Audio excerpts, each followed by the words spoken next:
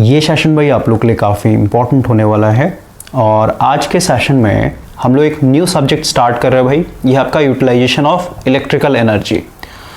यहाँ पे आपका टोटल 146 क्वेश्चन पूछा गया है। इसमें भाई नंबर ऑफ लेक्चर्स की बात करें तो मैक्सिमम यहाँ पे 3 लेक्चर्स आपको मिलेंगे और आज के सेशन में हम लोग अपने क्वेश्चन नंबर 1 से लेकर के क्वेश्चन नंबर 60 तक कवर कर लेंगे भाई। आज के सेशन को स्टार्ट करने से पहले यहाँ भाई थोड़ा सा हम लोग सिलेबस के ऊपर बात करते हैं कि भाई इसके अंदर हम लोग को क्या क्या पढ़ना होता है। और सिलेबस को भी स्टार्ट करने से पहले ये समझते हैं भाई कि यूटिलाइजेशन ऑफ इलेक्ट्रिकल एनर्जी जो है पावर सिस्टम का ही एक पार्ट होता है। तो अगर हम यहाँ पे सबसे पहले पावर सिस्टम की बात करें भाई, तो पावर सिस्टम को हम लोगों ने 5 पार्ट्स में एक तरीके से डिवाइड किया हुआ था।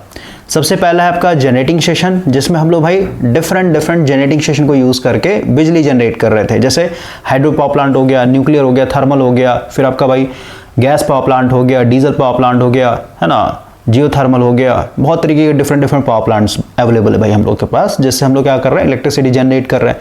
फिर इस इलेक्ट्रिसिटी को क्या कर रहे हैं, स्टेप अप करके यानी ट्रांसफार्मर लगा के भाई हम लोग ट्रांसमिशन लाइन के थ्रू सेंड कर रहे हैं, है ना। तो ट्रांसमिशन लाइन में अगर आप पढ़ेंगे भाई तो उसमें 3 चैप्टर पढ़ना होता है। सबसे पहला है mechanical design of overhead transmission line, फिर आपका electrical design of overhead transmission line और एक होता है performance of overhead transmission line. Okay, तो पहला पार्ट हो गया भाई जनरेटिंग स्टेशन, दूसरा हो गया आपका ट्रांसमिशन लाइन और फिर हम लोग इसी में पढ़ते हैं भाई डिस्ट्रीब्यूशन। ठीक है, यानी डिस्ट्रीब्यूशन सिस्टम या फिर डिस्ट्रीब्यूशन लाइन। और डिस्ट्रीब्यूशन के बाद क्या हो रहा है भाई, ये जो पावर है ये आपके घरों तक पहुंच जा रहा है, यानी कंज्यूमर तक एक तरीके से पहुंच जा रहे हैं भाई, है ना। तो कंज्यूमर क्या कर रहे हैं यहाँ पे भाई, कूलर चला रहे, फैन चला रहे, टीवी चला रहे, एसी चला रहे, है ना। इसका मतलब क्या हुआ, इलेक्ट्रिसिटी का यहाँ पे यूटिलाइजेशन हो रहा है। और कहीं पे भी यूटिलाइजेशन हो रहा है इसका मतलब क्या, आपको भाई बिजली बिल पे करना पड़ेगा। जो भी आप एनर्जी कंज्यूम कर रहे हो उसका पैसा पे करना पड़ेगा, है ना। तो घरों में जो भी हम लोग इक्विपमेंट एक तरीके से यूज कर रहे हैं ना भाई, इसी को हम लोग बोलते हैं यूटिलाइजेशन ऑफ इलेक्ट्रिकल एनर्जी, जो कि ये हम लोग का एक सेपरेट चैप्टर बना करके यहाँ पे डाला गया है। लेकिन आपको हमेशा याद रखना है कि भाई ये जो चैप्टर है ये पावर सिस्टम का ही पार्ट होता है। तो फर्स्ट पार्ट हो गया आपका जनरेशन, सेकंड हो गया आपका ट्रांसमिशन लाइन, थर्ड हो गया डिस्ट्रीब्यूशन, फोर्थ हो गया भाई यहाँ पे यूटिलाइजेशन। ठीक है, यहाँ पे शॉर्टकट में लिख रहा हूँ यूटिलाइजेशन। ओके, और क्योंकि ये सारे के सारे जो है भाई वायर से कनेक्टेड है ना, जनरेटिंग स्टेशन से लेकर के भाई यूटिलाइजेशन तक ये सारे वायर से कनेक्टेड होते हैं।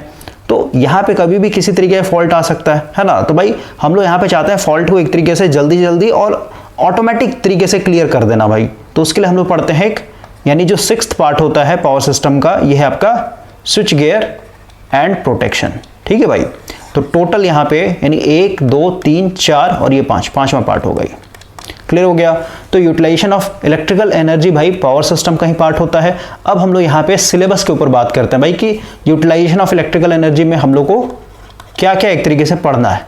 तो भाई आप सीधे अपने घरों का देखिए ना, घरों में आप भाई इलेक्ट्रिसिटी कैसे यूज कर रहे हैं। तो सबसे पहला भाई बल्ब जलाते हैं आप, यानी लाइट के लिए यूज कर रहे हैं ना, इल्यूमिनेशन के लिए। ठीक है, तो पहला जो चैप्टर हम लोग को पढ़ना है इसमें इल्यूमिनेशन। ठीक है भाई, अब अलग अलग बुक के हिसाब से भाई कोई पहले इलेक्ट्रिक ड्राइव पढ़ाते हैं, कोई भाई पहले ट्रैक्शन पढ़ाते हैं ना, तो उनका इंडेक्स आगे पीछे हो सकता है। लेकिन आप समझिए कि भाई हमने यहाँ पे कॉमन सेंस के हिसाब से यहाँ पे सिलेबस की बात कर रहे हैं। तो पहला हो गया इल्यूमिनेशन। उसके बाद हम लोग इसमें पढ़ते हैं भाई हीटिंग एंड वेल्डिंग, क्योंकि अगर आप अपने घरों में देखें हीटिंग एंड वेल्डिंग, तो भाई इंडक्शन आज के डेट में यूज कर रहे हैं ना, पहले हीटर यूज करते थे, आज के डेट में इंडक्शन यूज कर रहे हैं। और इंडक्शन में भाई बहुत तरीके की वैरायटी, अभी आपका इंफ्रारेड चल रहा है, नहीं उस पर आपका भाई कोई भी बर्तन लिखते चढ़ जाएगा। इंडक्शन में क्या प्रॉब्लम था, सिर्फ स्टील वाले बर्तन काम करते थे भाई, है ना। तो हम लोग यहाँ पे, क्योंकि भाई मैं आपको एग्जाम्पल दे रहा हूँ समझाने के लिए भाई कि बिजली का हम लोग क्या क्या यूज कर रहे हैं आज के डेट में। तो ज्यादातर जब भी आप यूटिलाइजेशन ऑफ इलेक्ट्रिकल एनर्जी पढ़िएगा तो भाई इसको हम लोग इंडस्ट्रियल लेवल पे पढ़ते हैं, यानी इंडस्ट्रियल मतलब इंडस्ट्री में एक तरीके से हम लोग इलेक्ट्रिकल को कैसे यूज, मतलब इलेक्ट्रिकल एनर्जी को कैसे यूज कर रहे हैं। ठीक है, तो पहला इल्यूमिनेशन हो गया, फिर हीटिंग वेल्डिंग हो गया, फिर इसी में पढ़ना होता है भाई इलेक्ट्रिक ड्राइव। ठीक है, इलेक्ट्रिक ड्राइव मतलब क्या, जो भी आपने इलेक्ट्रिकल मशीन के अंदर मोटर पढ़ा ना भाई, डिफरेंट टाइप्स, डीसी मोटर हो गया, फिर आपका इंडक्शन मोटर हो गया, उसमें भी सिंगल फेज 3 फेज, फिर सिंक्रोनस मोटर हो गया, सिंगल फेज 3 फेज। ठीक है भाई, तो इसमें इलेक्ट्रिक ड्राइव पढ़ना है। इलेक्ट्रिक ड्राइव का मतलब क्या है, जैसे आपको भाई गेहूं पीसना है, तो गेहूं पीसने के लिए भाई आपको क्या करना पड़ेगा, एक इंडक्शन मोटर खरीद के लाना पड़ेगा। फिर भाई उसमें आपको देखना है भाई कि स्पीड बढ़ाना है घटाना, उस हिसाब से भाई आपको वहाँ पे गियर लगाने पड़ेंगे। आपको भाई पावर जो ट्रांसमिट करना है बेल्ट के थ्रू करना है, या फिर भाई रोप के थ्रू करना है, या फिर चेन के थ्रू करना है, फिर गियर के थ्रू करना है। ठीक है ना। तो इलेक्ट्रिक ड्राइव भाई हम लोग का मेन जो होता है वो मोटर होता है। ठीक है, तो इसमें हम लोग, क्योंकि भाई इलेक्ट्रिकल मशीन अगर आपका सही होगा तो भाई इलेक्ट्रिक ड्राइव में आपको बिल्कुल भी एफर्ट नहीं डालना होता है। ठीक है भाई, क्योंकि हम लोग का जो सबसे बड़ा लोड है भाई या फिर कहिए यूटिलाइजेशन ऑफ इलेक्ट्रिकल एनर्जी में सबसे ज़्यादा जो पावर खाता है वो इलेक्ट्रिक ड्राइव ही तो खाएगा। बड़े बड़े जो हम लोगों ने मोटर लगा रखा भाई इंडस्ट्री ये सब में, ठीक है, तो वही तो एक तरीके सबसे ज़्यादा बिजली बिल बना के देगा आपका, ठीक है ना। तो इल्यूमिनेशन हो गया, हीटिंग वेल्डिंग हो गया भाई। वेल्डिंग जैसे हम लोग यूज़ कर रहे हैं ना भाई, वेल्डिंग ये सब करने के लिए तो भाई आज के डेट में इलेक्ट्रिकल एनर्जी तो यूज़ कर रहे हैं वेल्डिंग ये सब करने के लिए। इसमें भी डिफरेंट टाइप्स ऑफ वेल्डिंग होता है। हीटिंग की बात करें भाई तो हीटिंग में जैसे आर्क फर्नेस हो गया है ना, डिफरेंट टाइप्स ऑफ हीटिंग पड़ेंगे भाई, रेजिस्टेंस हीटिंग हो गया है ना, उसमें बहुत सारे टाइप्स होते हैं। तो समझिए इस चीज़ को, तो सारे बिजली से ही तो कर रहे हैं हम लोग। उसके बाद हम लोग पढ़ते हैं भाई इसमें इलेक्ट्रिक ट्रैक्शन, यानी आज के डेट में जितना भी ट्रेन चल रहा भाई तो सारा का सारा इलेक्ट्रिक मतलब इलेक्ट्रिकल ही तो है, सारा इलेक्ट्रिसिटी पे तो चल रहा है भाई, ठीक है। तो इल्यूमिनेशन हो गया, हीटिंग वेल्डिंग हो गया भाई, इलेक्ट्रिक ड्राइव हो गया, इलेक्ट्रिक ट्रैक्शन हो गया। और देख लेते हैं और कुछ छूट गया क्या हम लोग का। इसमें एक और है भाई इलेक्ट्रोलाइसिस, ठीक है। इलेक्ट्रोलाइसिस मतलब क्या है कि भाई हम लोग के पास जो देखिए जैसे भाई मान लेते हैं अगर आप मार्केट में कॉपर खरीदने जाइए या फिर ब्रास खरीदने जाइए तो भाई ये हमेशा महंगा मिलता है किसके मुकाबले, एज कम्पेयर टू आपका आयरन हो गया या फिर स्टील हो गया, है ना। तो अभी भाई क्योंकि आपको पता है कॉपर हो या फिर ब्रास हो भाई, खासकर ब्रास ये जल्दी खराब नहीं होता, इसमें जंग ये सब नहीं लगता है ना, यानी इसका लाइफ ज़्यादा है भाई। तो अगर आप मान लेते हैं एक ताला बनाना चाहते हैं, यानी लॉक बनाना चाहते हैं भाई घर के लिए, ठीक है, लॉक इस तरीके का होता है ना, मैनुअल लॉक जो हम लोग घरों में यूज़ करते हैं। तो भाई अगर आप कॉपर या फिर ब्रास का अगर आप भाई लॉक खरीदेगा ना आपको महंगा पड़ेगा ये, क्यों भाई, क्योंकि इसका जो मटेरियल हो कॉस्टली है ना। लेकिन वही अगर आप भाई यहाँ पे पैसा बचाना चाहते हैं तो आप क्या कीजिए कि भाई लॉक को आप एक तरीके से आयरन का बनाइए, लेकिन आप क्या कीजिए इसके ऊपर भाई इलेक्ट्रोप्लेटिंग कर दीजिए। किसका, मतलब ये लॉक जो है ये आयरन का बना हुआ है फिर कहीं स्टील का बना दीजिए, और इसको भाई एक मतलब इसके लाइफ को और बढ़ाने के लिए ताकि इसमें भाई जंग ये सब ना लगे, तो सीधी सी बात है इस पर हम लोग क्या करेंगे, ब्रास का इलेक्ट्रोप्लेटिंग कर देंगे, यानी एक पतला सा लेयर चढ़ा देंगे भाई। तो इससे क्या हो रहा है कि भाई इस प्रोडक्ट का जो इनिशियल कॉस्ट होगा कम हो जाएगा, और इनिशियल कॉस्ट ही कम है भाई तो मार्केट में आप क्या कर सकते हैं, कम से कम दाम में बेच सकते हैं, तो ज़्यादा एक तरीके का डिमांड होगा और उसका लाइफ भी ज़्यादा होगा भाई, क्योंकि ऊपर से आपने ब्रास का या फिर भाई कॉपर का कोटिंग चढ़ा दिया तो भाई जंग ये सब नहीं लगेगा इसमें, ठीक है। तो ये एक तरीके से आपका सिंपल सा मैंने आपको एक एग्जाम्पल दिया भाई कि इलेक्ट्रोलाइसिस हम लोग क्या करते हैं, इसमें इलेक्ट्रोप्लेटिंग और एक होता है भाई आपका मतलब इलेक्ट्रोलाइसिस के अंदर ही भाई हम लोग को इलेक्ट्रोप्लेटिंग पढ़ना होता है, ठीक है ना। तो याद रखिए, और वैसे भी जैसे फेक ज्वेलरी से जो बनाते हैं ना हम लोग, तो उसमें क्या होता है भाई आपका इलेक्ट्रोप्लेटिंग ही तो किया हुआ रहता है, गोल्ड का एक तरीके से पानी चढ़ाया रहता है, पानी का मतलब क्या उस पर एक पतला सा हम लोग लेयर चढ़ाते हैं भाई, ठीक है। तो टोटल यहाँ पे देखिए इल्यूमिनेशन हो गया, हीटिंग हो गया, वेल्डिंग हो गया, इलेक्ट्रिक ड्राइव हो गया और ट्रैक्शन हो गया भाई। इतने सारे टॉपिक्स को हम लोग को यहाँ पे पढ़ना होता है। और अभी अगर हम लोग इस PYQ की बात करें भाई तो इतने टॉपिक्स में तो क्वेश्चन डाले हुए हैं ही।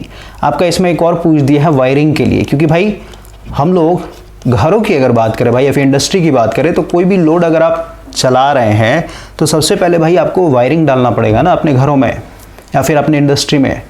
पावर, जैसे हम लोग घरों की बात करें भाई तो पावर प्लग है जिसमें आपको हीटर चलाना है, आयरन चलाना है या फिर गीज़र चलाना है ना भाई, या फिर AC चलाना है तो उसको पावर प्लग बोलते हैं।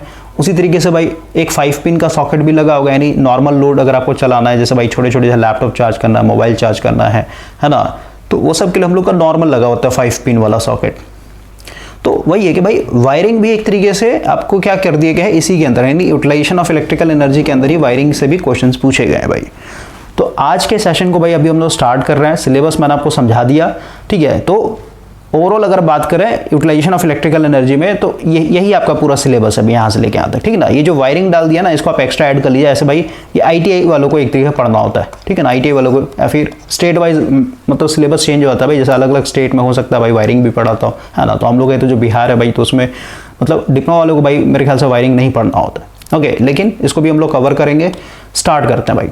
देखिए सबसे पहला क्वेश्चन है, बोले विच of the following lamp gives nearly monochromatic light भाई।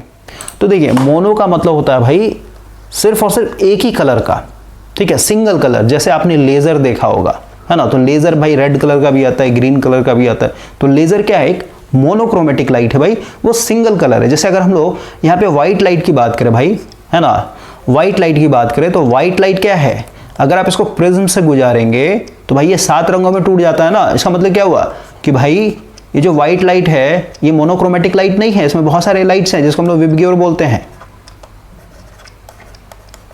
क्लियर हुआ, violet, indigo, blue, green, yellow, orange, red, यानी 7 रंगों से मिलकर के आपका ये वाइट कलर बनता है भाई। तो मोनोक्रोमेटिक लाइट का मतलब होता है भाई सिर्फ और सिर्फ एक ही कलर रहेंगे इसमें। और ये किस लैंप के थ्रू हम लोग को मिलता है? तो सोडियम वेपर लैंप के थ्रू मिलता है भाई, ठीक है ना। तो सोडियम वेपर लैंप क्या है भाई? तो जो हम लोग स्ट्रीट लाइट में यूज़ करते हैं ना, स्ट्रीट लाइट में अगर आप देखिएगा भाई इस तरीके पोल लगे होता है ना, यहाँ पे फुटपाथ होता है, फुटपाथ के इधर में आपका एक लाइट, इधर एक लाइट, तो इसमें भाई आपका लगा होता है सोडियम वेपर लैंप। और सोडियम वेपर लैंप का भाई अगर यहाँ पे हम लोग फोटो देखें, थोड़ा सा मैं फोटो दिखा दे रहा हूँ।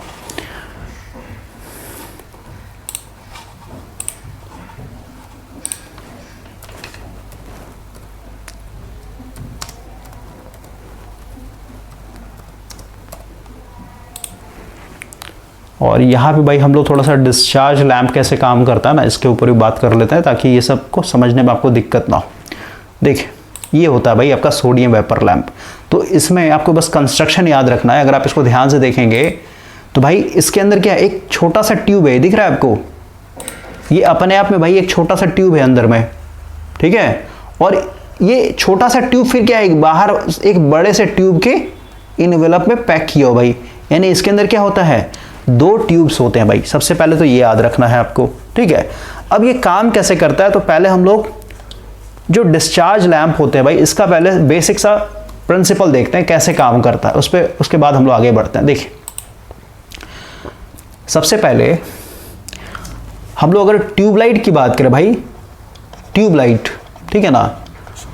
और आज के डेट में जो ट्यूबलाइट यूज हो रहा है भाई एलईडी होता है। हम लोग यहाँ पे एलईडी वाली ट्यूबलाइट की बात नहीं कर रहे हैं, हम लोग यहाँ पे फ्लोरोसेंट ट्यूबलाइट की बात करते हैं, जिसमें ट्यूबलाइट होता था, उसको अगर आप तोड़ेंगे तो अंदर में क्या होता था आपका भाई व्हाइट कलर का, है ना, कोटिंग किया रहता है, उसको फॉस्फोरस कोटिंग बोलते हैं भाई, फॉस्फोरस का कोटिंग किया हुआ रहता है। तो समझिए कि भाई ये जो ट्यूबलाइट है, पुराने जमाने वाले ट्यूबलाइट की बात कर रहे हैं भाई, अभी तो एलईडी आ गया ना, समझे। तो पुराने जमाने की ट्यूबलाइट की अगर बात करें तो भाई ये मान लेते हैं मेरा ट्यूबलाइट है। और अगर मैं फोटो दिखाऊं ना, यहाँ पे देखिए फोटो देख लेते हैं पहले, 1 मिनट भाई, इसको मिनिमाइज करते हैं। और आज का जो सेशन रहेगा भाई बहुत ज़्यादा इंपॉर्टेंट होने वाला है। देखिए इस टाइप का जो ट्यूबलाइट यूज़ करते थे ना, देखिए यहाँ पे ये भाई कांच वाले ट्यूबलाइट, ठीक है, इसको बहुत ही केयरफुली एक तरीके से हम लोग को हैंडल करना पड़ता है। तो इस वाले ट्यूबलाइट की बात कर रहे हैं। और आपका जो PYQ है ना, इसमें एक क्वेश्चन पूछा गया कि भाई जो ट्यूबलाइट होते हैं तो जब ये काफ़ी पुराने हो जाते हैं भाई, तो इधर किनारे किनारे पे देख रहे काला काला पड़ गया है, देख रहे इस तरीके का काला काला पड़ गया। तो क्वेश्चन पूछा ऐसा क्यों होता है, तो ये भी अभी आप ध्यान रखिएगा। आगे बढ़ते हैं हम लोग। सबसे पहले हम लोग ट्यूबलाइट का वर्किंग प्रिंसिपल देख रहे हैं भाई कि ये मान लेते मेरा ट्यूबलाइट है, तो यहाँ पे भाई आपका इस तरीके का फिलामेंट लगा होता है, ठीक है। और एक फिलामेंट इधर लगा हुआ रहेगा, ठीक है। और ये फिलामेंट जो है ना, ये जो हम लोग घर में जो इनकैंडेसेंट लैंप यूज़ करते हैं भाई, वो वाला फिलामेंट नहीं है। आप सोचिएगा भाई कि इसके अंदर जो टंगस्टन का फिलामेंट होता है वो वाला फिलामेंट नहीं भाई, ये लो रेजिस्टेंस वाला फिलामेंट होता है, ध्यान रखना है आपको, ठीक है। अब इसका क्या काम है इसे हम लोग बात करेंगे। तो भाई ये हो गया मेरा ट्यूबलाइट, और यहाँ से 2 पिन और इधर 2 पिन निकला हुआ रहता है। अब देखिए आपका इसी ट्यूबलाइट के साथ भाई एक आपका आएगा चोक, ये कुछ नहीं भाई, इंडक्टर को हम लोग बोलते हैं। या फिर चोक को अगर मैं ऐसे दिखाऊं कि भाई ये आयरन कोर पे इस तरीके आयरन कोर है, ठीक है, और इस पे आपका इस तरीके का तार लिपटा हुआ रहता है, ठीक है ना। तो ये चोक होगा, तो ये एक चोक का कनेक्शन यहाँ पे जुड़ा हुआ रहेगा भाई, एक चोक का कनेक्शन आपके सप्लाई में जाता है, ठीक है। अब यहाँ पे AC DC जो देना है AC दे देता है अभी, ठीक है। और ये वाला एक यहाँ पे कनेक्टेड होगा, और यहाँ पे भाई यहाँ पे आपका एक स्टार्टर लगा होता है भाई, ठीक है। स्टार्टर कुछ इस तरीके का होगा आपका, ठीक है, बाई मेटालिक स्ट्रिप बोलते हैं इसको, इस तरीके का स्टार्टर रहता है भाई। और ये पूरा पैक रहता है ऐसे, ठीक है। और अगर हम लोग स्टार्टर का देखें भाई, देखिए स्टार्टर का मैं आपको फोटो दिखाता हूँ, 1 मिनट बस, 1 मिनट रुक जाइए, क्योंकि भाई आज जो है ना, आज का सेशन भाई पूरा का पूरा फोटो पे ही रहेगा। जितना ज़्यादा आप यहाँ पे फोटो देखेंगे उतना ज़्यादा आपको क्लियरिटी मिलते चला जाएगा, ओके ना, क्योंकि आज के सेशन में जान नहीं है बिल्कुल भी। 1 मिनट भाई, मैंने फोटो एक तरीके से अरेंज किया था।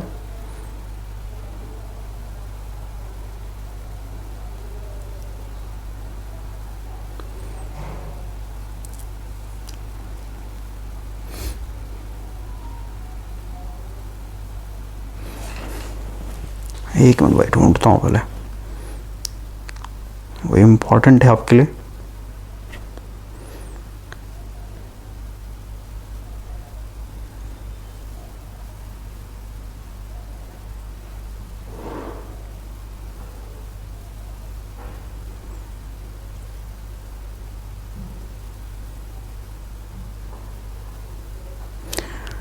वीडियो को भाई आप आगे फॉरवर्ड कर लीजिएगा, ओके ना।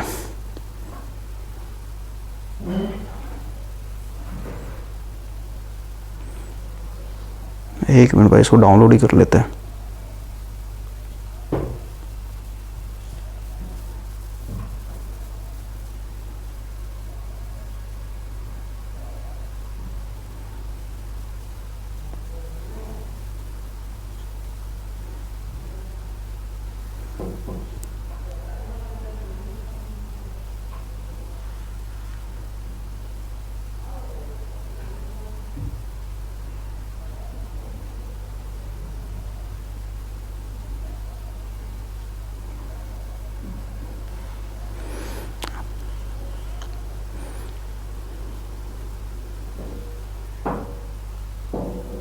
देखिए भाई,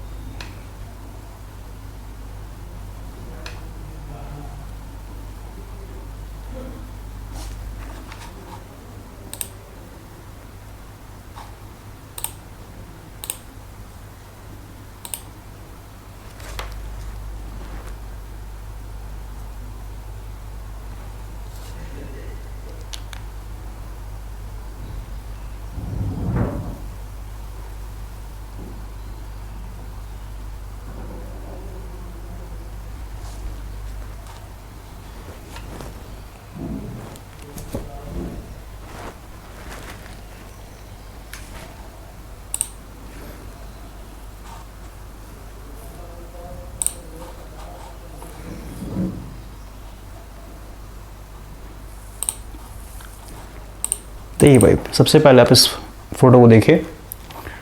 ये जो है ना, यहाँ पे अगर आप ध्यान से देखेंगे तो ये तो भाई एक अपने आप में स्ट्रिप है, यहाँ पे दिख रहा है आपको। अगर हम लोग इसको हाईलाइट करके दिखाएं तो भाई देखिए, एक तो भाई ये पूरा स्ट्रिप हो गया है ना, ये पूरा एक स्ट्रिप हो गया भाई इस तरीके से, ठीक है। और एक स्ट्रिप ये है भाई आपका, और ये इधर से कनेक्टेड होता है, बाहर निकाला हुआ रहता है भाई, ठीक है ना। तो इस तरीके का अरेंजमेंट होता है। क्लियर हो गया। अब वही इसको हम लोग को इरेज करना पड़ेगा भाई, क्योंकि इधर हम लोग का डायग्राम बना हुआ है ना ऑलरेडी। वही भाई, अगर हम लोग इस वाले इमेज की बात करें, देखिए यहाँ पे जब ये ग्लो करेगा ना तो कुछ इस तरीके का सिचुएशन होता है। यहाँ पे देखिए, यहाँ पे ये हीट होता है भाई, ठीक है। ये वाला जो मेटल है ना, हीट होगा तो ये बायोमेटालिक होता है, क्योंकि भाई हीट होने से क्या होता है, एक्सपेंड होता है। एक्सपेंड होता है मतलब क्या, ये जाकर के चिपक जाएगा इसमें, ठीक है। यानी कुछ इस तरह का सिचुएशन है कि भाई जब ये ठंडा पड़ा हुआ रहेगा ना, तो ठंडा पड़ा रहता है तो इस तरीके का सिचुएशन रहता है। ये भी जो मैंने डायग्राम दिखा ना आपको, इस तरीके का भाई ये रहेगा, दोनों अलग अलग रहते हैं। लेकिन जैसे ये हीट होगा, हीट होने मतलब जब इसमें आर्क लगेगा भाई, ठीक है। आर्क कैसे लगता है, तो इन दोनों पॉइंट के बीच में, क्योंकि भाई गैपिंग बहुत कम है, तो जैसे हम लोग वोल्टेज अप्लाई करेंगे यहाँ से सप्लाई से, तो भाई यहाँ पे क्या है, एयर आयोनाइज्ड होता है, तो भाई यहाँ पे आर्क लगता है, चिंगारी लगता है। चिंगारी लगते ही क्या होता है, हीट होता है। तो हीट होते ही क्या होता है, ये आपका इधर तरफ मूव कर जाता है, इसमें चिपक जाता है भाई। क्लियर हो गया। तो इसी को हम लोग स्टार्टर बोलते हैं भाई। देखिए, अब हम लोग आते हैं अपने कॉन्सेप्ट के ऊपर।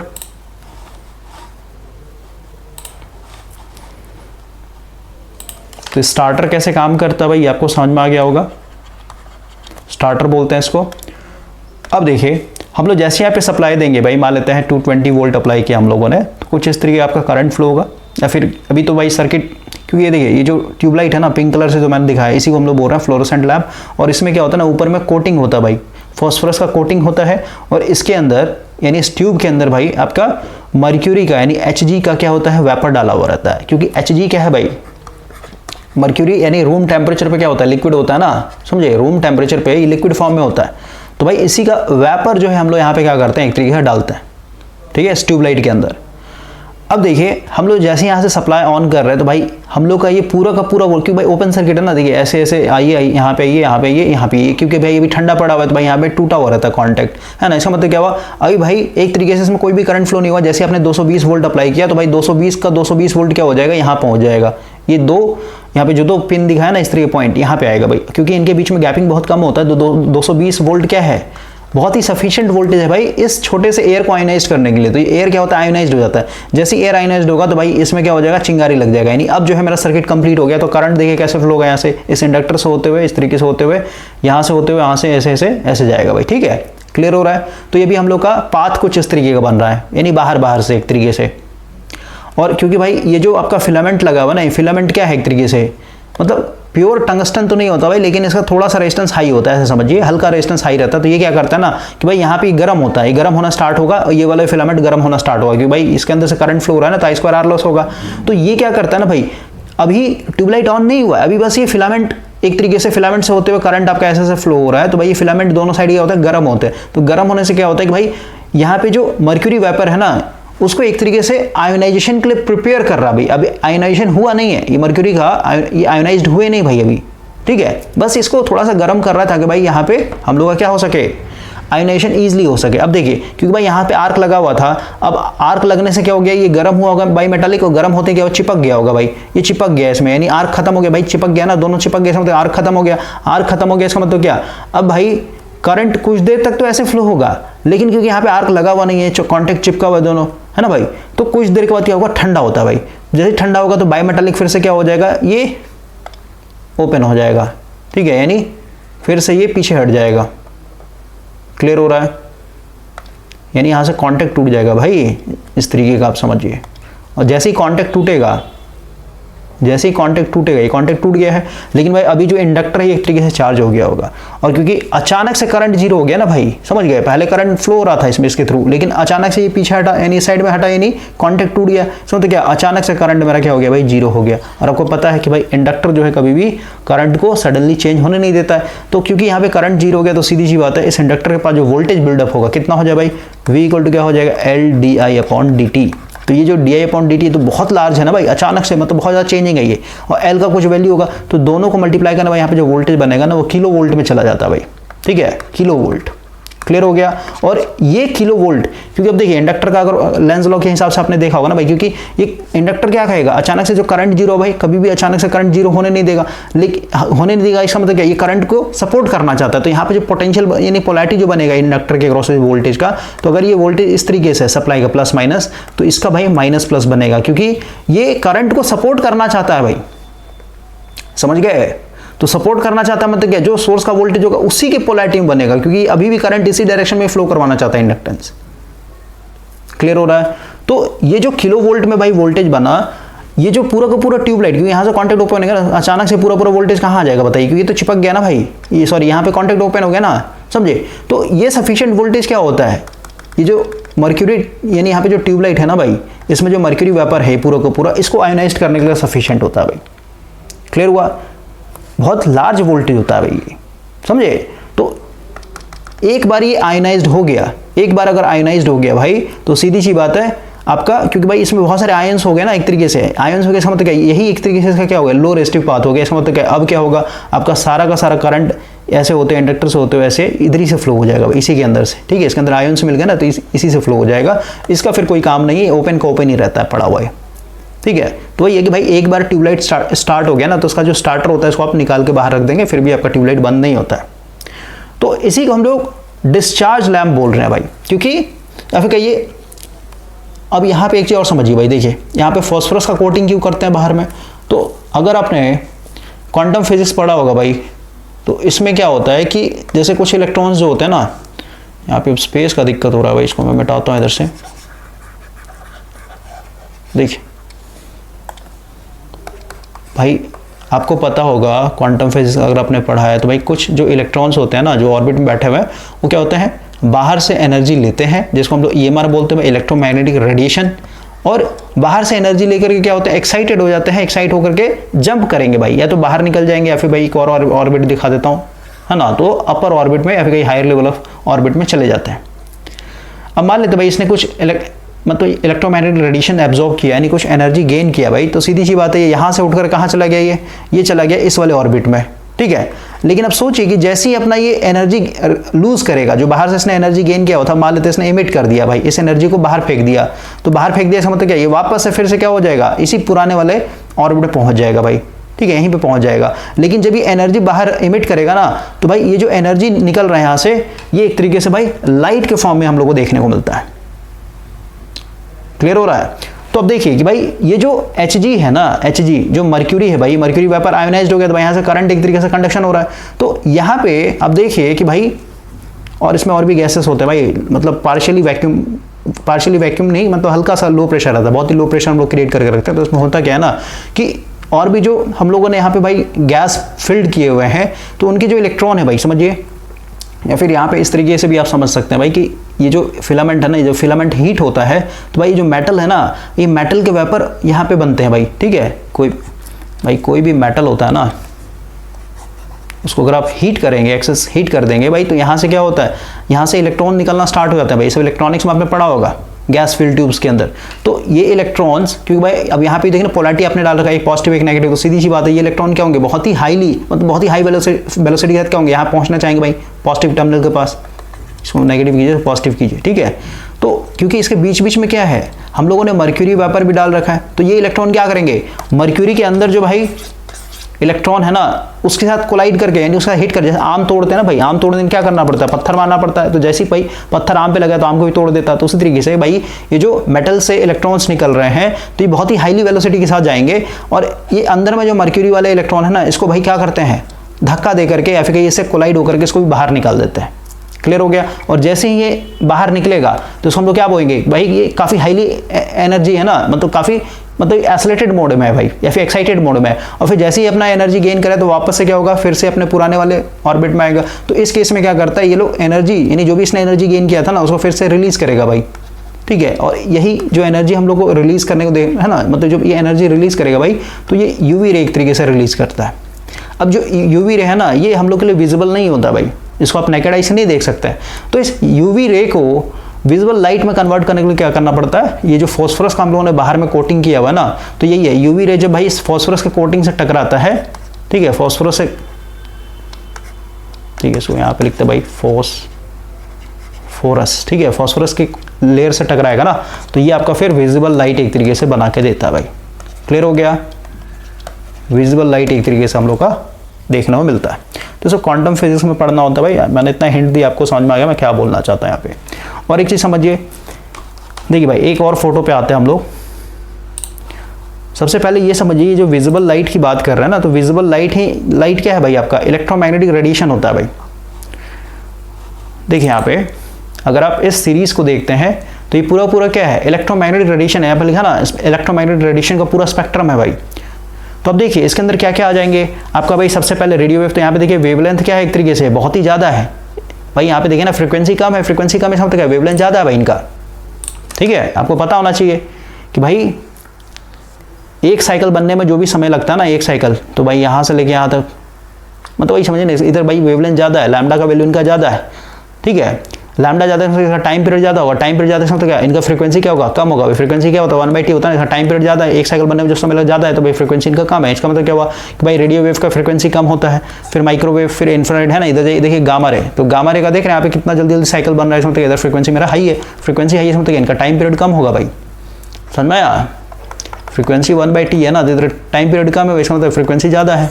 और अगर आप प्लैंक कांस्टेंट थ्योरी पढ़ेंगे तो भाई वहाँ पे क्या बताता है कि भाई जो भी इलेक्ट्रोमैग्नेटिक रेडिएशंस होते हैं, इसमें जो एनर्जी होता है भाई, ये डायरेक्टली प्रोपोर्शनल होता है फ्रीक्वेंसी के ऊपर। यानी जिस EMR का जितना ज़्यादा फ्रीक्वेंसी होगा उसमें उतना ही ज़्यादा एनर्जी होता है भाई। इसका मतलब कि गामा रे में सबसे ज़्यादा हाई फ्रीक्वेंसी, इसका मतलब क्या, इसमें सबसे ज़्यादा एनर्जी देखने को मिलेगा भाई। इसलिए गामा रे का पेनिट्रेटिंग पावर बहुत ज़्यादा होता है, ठीक है। ये बड़े से बड़े या फिर कहीं मोटे से मोटे कंक्रीट को भी क्या करता है, आर पार कर देता है भाई। वही एक्सरे देखिए, एक्सरे थोड़ा सा कमजोर होता है गामा रे के मुकाबले, क्योंकि भाई इसका फ्रीक्वेंसी कम है तो एनर्जी कम हो जाएगा। इसलिए एक्सरे क्या करता है, हम लोग के मसल्स को तो पेनिट्रेट कर जाता है, लेकिन भाई बोन को पेनिट्रेट कर नहीं पाता है। तो सीधी सी बात है, बोन का शैडो बन जाता है भाई। क्लियर हुआ? उसके बाद देखिए यूवी रे हो गया, जिसको हम लोग अल्ट्रावायलेट बोल रहे हैं भाई। फिर आपका visual light, infrared, microwave, radio wave. तो रेडियो वेव हम लोग यूज़ कर रहे हैं किसमें? कम्युनिकेशन के लिए भाई। जो भी आपका आज के डेट में भाई जैसे मोबाइल चल रहा है ना, सेलुलर फोन, ये सब यूज़ कर रहे हैं बातचीत करने के लिए, तो सारा सारा किस पे काम करता है? रेडियो वेव पे भाई। क्योंकि रेडियो वेव का क्या है, एक तरीके से फ्रीक्वेंसी बहुत ही कम है। फ्रीक्वेंसी कम इसका मतलब क्या, इसमें एनर्जी कम है। एनर्जी कम इसका क्या, पेनिट्रेटिंग पावर नहीं है भाई, इसमें आपके स्किन को पेनिट्रेट नहीं कर सकता ये। क्लियर हुआ? तो आपको याद रखना भाई, इलेक्ट्रोमैग्नेटिक रेडिएशन के अंदर का ही भाई एक छोटा सा हिस्सा है जिसको हम लोग बोल रहे हैं विजुअल लाइट। ठीक है, लेकिन आप ये सोचिए कि भाई विजिबल लाइट अलग नहीं है, ये EMR के अंदर ही आता है भाई। ये EMR का पूरा स्पेक्ट्रम है, समझे। और इस विजिबल लाइट को भी अगर आप देखेंगे तो भाई इसको जब आप प्रिज्म से गुजारते हैं ना, प्रिज्म से गुजारते भाई 7 रंगों में टूट जाता है, जिसको विबग्योर बोल रहे हैं, विबग्योर। क्लियर हुआ? तो ये सिर्फ और सिर्फ विजिबल लाइट का स्पेक्ट्रम है भाई, 7 रंगों का। लेकिन आप सोचिए कि भाई ये जो 7 रंग के बारे में पढ़ रहा है, ये खुद क्या है, एक छोटा सा हिस्सा है भाई, एक छोटा सा हिस्सा है किसका? इलेक्ट्रोमैग्नेटिक रेडिएशंस का। और गामा रे के और आगे जाएगा ना, ये कॉस्मिक रे भी देखने को मिलता है हम लोग को।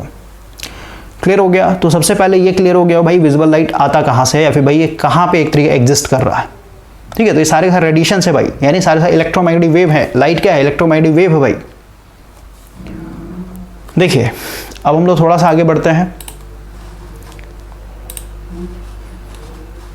ठीक है भाई, अब फ्लोरोसेंट लैम्प कैसे काम करता है समझ में आ गया भाई। ट्यूबलाइट कैसे काम करता है, तो मर्क्यूरी में जो एक्साइटेड इलेक्ट्रॉन है जब वापस आते हैं भाई अपने ऑर्बिट में, तो ये क्या करते हैं, यूवी रे एक तरीके से रिलीज करते हैं। और अभी देखा आपने यूवी रे क्या है, अगर आप इस वाले फोटो को फिर से देखते हैं तो ये जितने भी है ना भाई, विजुअल लाइट को छोड़ करके हम लोग और बाकी सबको नहीं देख सकते हैं नेकेड आई से। ये सब दिखेंगे ही नहीं, अल्ट्रावायलेट नहीं दिखता भाई, एक्सरे नहीं दिखेगा आपको आंखों से, सिर्फ और सिर्फ विजुअल लाइट है, इसलिए तो उसका नाम पड़ा है विजुअल, यानी नेकेड आई से हम लोग को दिखता है।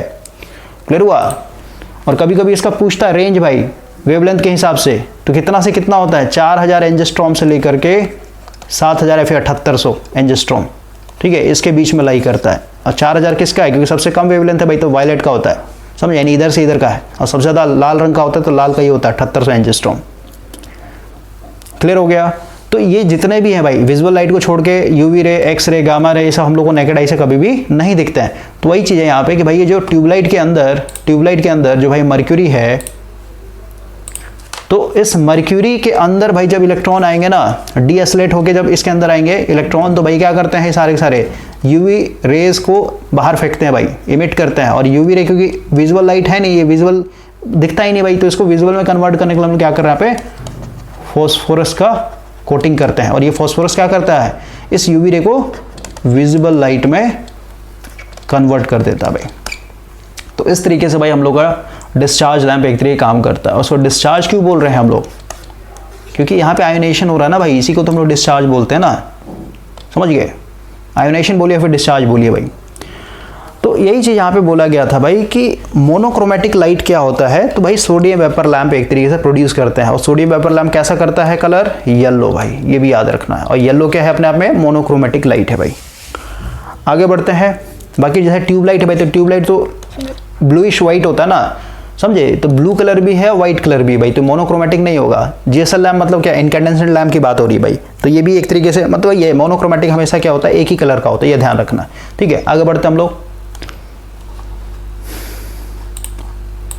देखिए भाई अगला है 1 लुमेन पर स्क्वायर मीटर। इससे देखिए भाई इल्यूमिनेशन के अंदर सबसे पहले जो वर्ड है ना, इल्यूमिनेशन, इसका मतलब होता है भाई प्रकाश। देखिए यहाँ पे हिंदी में लिखा होगा, नहीं लिखा है, प्रकाश बोलते हैं भाई। ठीक है, प्रकाश मतलब क्या, रोशनी भाई, समझे। इल्यूमिनेशन मतलब होता है प्रकाश। तो सबसे पहले ये पूछे इल्यूमिनेशन का यूनिट क्या होता है, तो इल्यूमिनेशन का होता है भाई लक्स, याद रखना हमेशा। ठीक है, और लक्स को ही हम लोग क्या बोलते हैं, लक्स को ही भाई हम लोग बोलते हैं 1 लुमेन पर स्क्वायर मीटर। ठीक है, यानी हम लोग यहाँ पे लिख सकते हैं इल्यूमिनेशन का जो यूनिट है भाई, ये होता है आपका 1 लुमेन, ठीक है, पर स्क्वायर मीटर। तो भाई 1 स्क्वायर मीटर कोई लिखना मतलब ही नहीं है ना, तो वही है कि भाई 1 लुमेन पर स्क्वायर मीटर क्या होता है, इल्यूमिनेशन का एक तरीके से यूनिट होता है। ठीक है, इसका लक्स भी होता है। जैसे हम लोग फ्लक्स डेंसिटी पढ़ते हैं ना भाई, तो B इक्वल टू क्या होता है, फाई अपॉन एरिया, तो क्या होता है, वेवर पर मीटर स्क्वायर होता है ना, तो इसी को हम लोग टेस्ला भी तो बोलते हैं।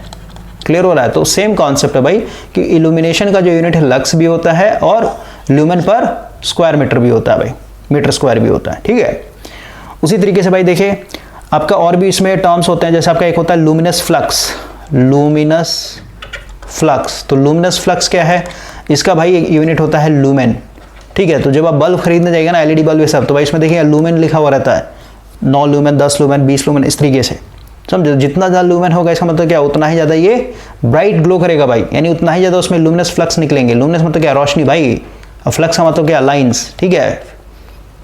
आगे बढ़ते हैं, ठीक है। तो इल्यूमिनेशन का जो यूनिट होता है भाई लक्स होता है, याद रखना है। लुमिनस फ्लक्स का यूनिट जो होता है लूमेन होता है। उसके बाद भाई लुमिनस इंटेंसिटी बोलेगा, ठीक है, लुमिनस इंटेंसिटी तीव्रता भाई, तो इसका होता है एक तरीके से कैंडला, ठीक है।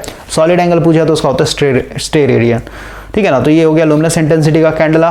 1 लक्स, लक्स किसका होता है भाई, इल्यूमिनेशन का, ठीक है। तो वही पूछा था ना, 1 लूमेन पर स्क्वायर मीटर, तो वही है लूमेन पर स्क्वायर मीटर किसका होता है भाई, लक्स का, इसको लक्स हम लोग बोलते हैं, ठीक है। आगे बढ़ते हैं अब, देखिए नेक्स्ट क्वेश्चन है, filament lamp operate normally at a power factor. तो भाई यूनिटी पे होता है क्योंकि भाई इसमें प्योरेस्ट फिलामेंट लगे होते हैं टंगस्टन के। अगला है the purpose of choke in a fluorescent tube, अभी जस्ट दिखाया था भाई।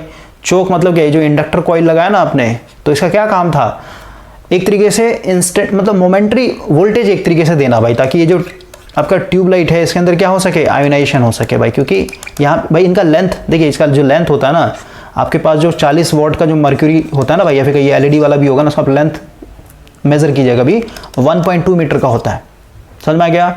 और 1.2 मीटर कहने मतलब क्या, 4 फीट का होता है भाई, ठीक है ना। तो उसका लेंथ भी कभी पूछता है, इस वाले PYQ में पूछा गया आपका लेंथ। तो 4 फीट बहुत लंबा है ना भाई, समझ रहे हैं। तो इतने बड़े एरिया को आयोनाइज करना है, तो भाई इसको आयोनाइजेशन करने के लिए बहुत ज़्यादा मेरे को वोल्टेज अप्लाई करना पड़ेगा। तो ये हाई वोल्टेज सर्ज किससे मिलता है हम लोग को, इस इंडक्टर के थ्रू मिलता है भाई। क्योंकि अचानक से करंट जीरो हुआ, तो करंट अचानक जीरो हुआ तो सीधी सी बात है, इंडक्टर क्या करेगा, L/dt। तो भाई rate of change of current बहुत ज़्यादा हाई है, तो सीधी सी बात है वोल्टेज भी बहुत ज़्यादा बना के देता है, ठीक है। तो C4 कैट हो जाएगा भाई। मोमेंट्री का मतलब होता है एक क्षण के लिए, क्लियर हुआ। फॉल्ट अगर आप पढ़े होंगे भाई, तो उसमें हम लोग पढ़ते हैं ना मोमेंट्री करंट। अगला क्वेश्चन देखिए क्या बोल रहा है, ये भाई आपका इलेक्ट्रिसिटी रूल से है। देखिए क्या बोल रहा है कि भाई विच of the following rules number state that every installation shall be periodically inspected and checked at a interval not exceeding 5 year either by inspector और बाय सप्लायर। मतलब जो भी आप भाई इंस्टॉल कर रहे हैं, जैसे कोई भी इलेक्ट्रिकल इक्विपमेंट अगर आप इंस्टॉल कर रहे हैं भाई, तो उसको हम लोग क्या करना पड़ता है, इंस्पेक्ट करना पड़ेगा, इंस्पेक्शन करना पड़ता है भाई हर एक 5 साल के बाद, ठीक है ना। किसके थ्रू, इंस्पेक्टर के थ्रू या फिर सप्लायर के थ्रू।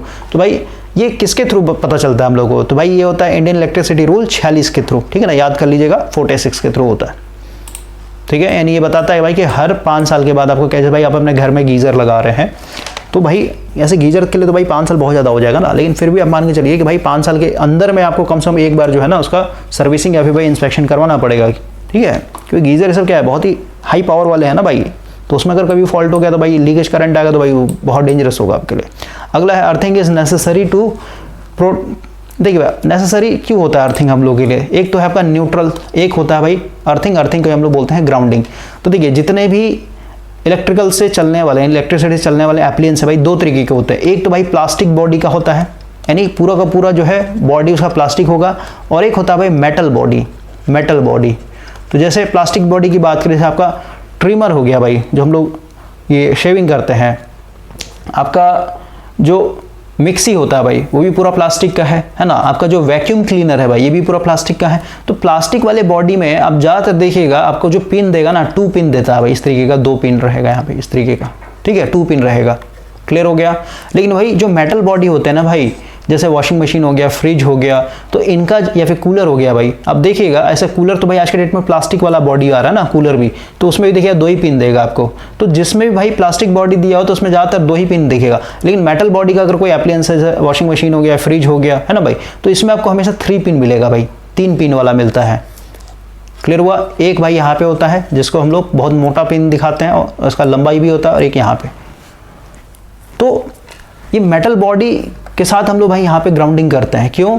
क्योंकि भाई कभी कभी फॉल्ट आ गया, तो फॉल्ट आ गया तो लीकेज करंट क्या होगा, मेटल पे आ जाएगा, और कोई बच्चा उसको छुएगा, फिर कोई आदमी उसको छुएगा भाई। इस तरीके देखिए ना, जैसे भाई मान लेते हैं मेरे पास एक मोटर है, इस तरीके समझिए मोटर है। अब इस मोटर के अंदर फॉल्ट है भाई, आपने एक तरीके से भाई सप्लाई दे दिया और मान लेते हैं यहाँ पे ग्राउंडिंग नहीं किया हुआ है, सिर्फ 2 ही वायर एक तरीके लगा रखा आपने। अब कोई आदमी इसको छूने जाएगा तो सीधी सी बात है, क्योंकि भाई इस वाइंडिंग में इंसुलेशन फेल हो रखा है ना, तो इसमें मतलब क्या बॉडी के ऊपर करंट आ रखा है, तो कोई आदमी इसको छुएगा ना, जैसे मान लीजिए इसको कोई छू लिया भाई ऐसे, तो पूरा करंट क्या हो जाएगा, क्योंकि बॉडी क्या है लोअर स्ट्रिप पाथ है ना भाई, तो सारा ग्राउंड हो जाएगा, तो इसको बहुत ज़बरदस्त शॉक लगेगा।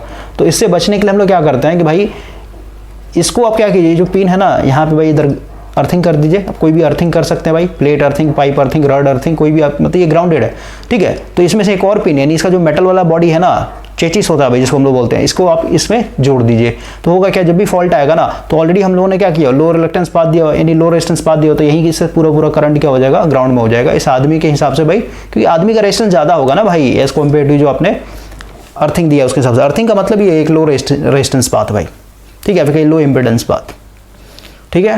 तो भाई हम लोग यहाँ पे अर्थिंग क्यों कर रहे हैं, किससे बचने के लिए कर रहे हैं भाई, तो इलेक्ट्रिक शॉक से बचने के लिए कर रहे हैं, ठीक है। तो ये सब हिंट काफ़ी है भाई, आपने पढ़ा हो तो समझ में आ जाए, नहीं पढ़ा भाई तो क्या बोलो, मैं समझ में नहीं आएगा, ठीक है। 4 साल का सिलेबस आप सोचिए भाई 10 दिन में कर लो, पॉसिबल नहीं है। अगला करते हैं, what is the diameter of GI pipe through which the earth wire need to be taken out. Important है भाई, देखिए ये कंस्ट्रक्शन से आपको पूछ दिया गया है क्वेश्चन।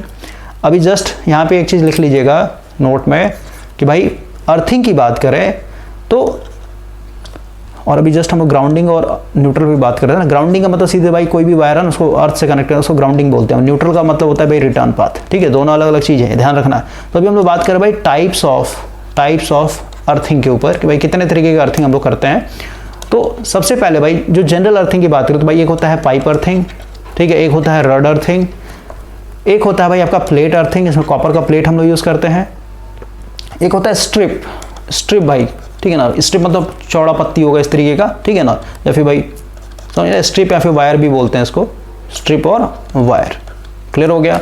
तो इतने तरीके के भाई हम लोग अर्थिंग करते हैं। बाकी जो आप पढ़ते हैं ना, जैसे भाई आपका ग्राउंडिंग किया जा रहा है, रेजिस्टेंस लगा करके हम लोग ग्राउंडिंग कर रहे हैं, फिर रिएक्टेंस लगा कर ग्राउंडिंग कर रहे हैं, ये सब भाई फॉल्ट में जब आप पढ़िएगा ना, पावर सिस्टम में स्विच गियर एंड प्रोटेक्शन, वहाँ पे यूज़ होता है भाई, क्लियर हो गया। तो ये अलग है, इसको हम लोग अर्थिंग नहीं बोलते, इसको ग्राउंडिंग बोलते भाई। मतलब देखिए ना, अर्थिंग हो या फिर ग्राउंडिंग हो भाई, ये कंफ्यूजन नहीं रखना है, दोनों एक ही चीज़ है, ठीक है। अर्थिंग हो या फिर ग्राउंडिंग हो, दोनों एक चीज़ है, न्यूट्रल अलग चीज़ होता है भाई, ठीक है ना।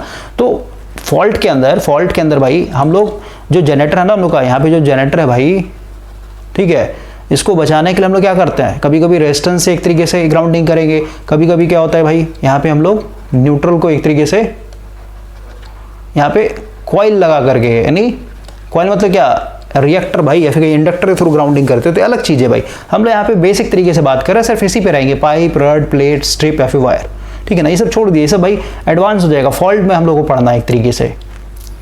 तो अभी देखिए इस वाले क्वेश्चन पे आते हैं भाई, पहले इसका फिगर देखिए आप,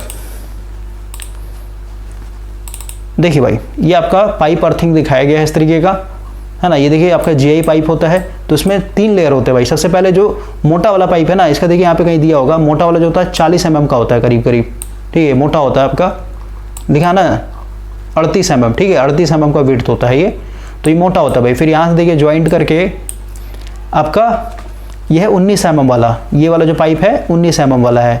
और इसके बाहर देखिए भाई, यहाँ से देखिए आपका नट बोल्ट लगा करके ये कनेक्शन बाहर निकाला गया है, ठीक है, यानी यहीं से हम लोग क्या होगा, मेन कनेक्शन बाहर निकल रहा है भाई, जिसको हम लोग यूज़ करेंगे अपने ग्राउंडिंग के लिए, ठीक है। यहीं पे वायर ला करके हम लोग लेके जाते हैं अपने घरों में। तो ये जो GI पाइप है कितने का है बताइए, 12.7 mm, यहाँ पे दिख रहा होगा आपको साफ साफ 12.7 mm।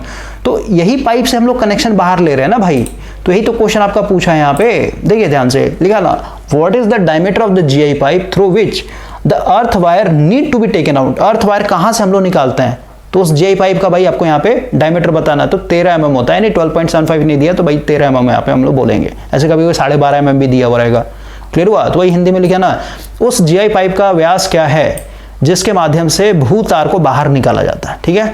कंस्ट्रक्शन क्लियर हो गया, आगे बढ़ते हैं। अब अगला क्वेश्चन है कि भाई इन स्टेयरकेस मतलब क्या, सीढ़ी भाई, सीढ़ी हम लोग घरों में यूज कर रहे हैं, तो भाई यहाँ पे हम लोग किस टाइप का वायरिंग करते हैं, तो उसको हम लोग 2 वे बोलते हैं भाई। देखिए स्टेयर मतलब क्या, कुछ इस तरीके का होगा ना भाई, ठीक है, ऐसे स्टेयर होंगे। तो भाई जैसे मान लेते हैं अंधेरा है, तो भाई सीधी सी बात, आपको सीढ़ी पे चढ़ना है तो सबसे पहले एक आपको यहाँ पे पॉइंट देना पड़ेगा, ताकि जो चढ़ने वाला होगा यहाँ से बटन दबाएगा, लाइट ऑन हो जाए। मान लीजिए लाइट है भाई आपका, यहाँ पे बल्ब दिखा देता हूँ बीचों बीच में, ठीक है। और जब ये ऊपर जाएगा तो भाई इसको बंद करना है एक तरीके से, तो यहाँ पे भी एक स्विच लगाना पड़ेगा, ठीक है ना। तो सबसे पहले आपको यहाँ पे क्या क्या चाहिए, एक बल्ब चाहिए भाई, और यहाँ पे दो टू वे स्विच चाहिए। टू वे स्विच कैसा होता है समझाता हूँ। कितने चाहिए यहाँ पे, 2 पीस चाहिए आपको, 2 पीस भाई। टू वे स्विच क्या होता है ना, देखिए इसका भी फोटो मैं दिखा देता हूँ आपको। और अगर आपके घर में भाई इन्वर्टर वाला कनेक्शन लगा होगा ना, उसमें देखिए इसको बोलते हैं भाई 3 वे स्विच, ये सॉरी 2 वे स्विच। इसमें 3 इस तरीके के लगे हुए रहेंगे, 3 कनेक्शन दिए हुए रहते हैं भाई, क्लियर हुआ। और एक जो 2 वे होता है ना, 2 वे में देखिए आपका सिर्फ और 2 ही स्विच होगा, ये नहीं 2 ही पिन होते हैं भाई पीछे में, देखिए भाई सिर्फ और सिर्फ 2 ही पिन लगे हुए, इसको बोलते हैं 1 वे स्विच। और 3 पिन रहेगा उसमें भाई हम लोग बोलते हैं ये वाला 2 वे स्विच, ठीक है ना। तो ऐसे ऐसे स्विच आपको 2 खरीद के लाने पड़ेंगे भाई। अब देखिए काम कैसे करता है ये, ठीक है। यहाँ पे एक 2 वे स्विच और एक नीचे में 2 वे स्विच। अब सर कनेक्शन देखते हैं, कनेक्शन का ही मैंने फोटो यहाँ पे अटैच किया हुआ है, ठीक है भाई, जाके ताकि हम लोग टाइम ज़्यादा किल ना हो सके। बैटरी देखते भाई कैमरे का कितना है, ठीक है भाई, चलेगा अभी। देखिए भाई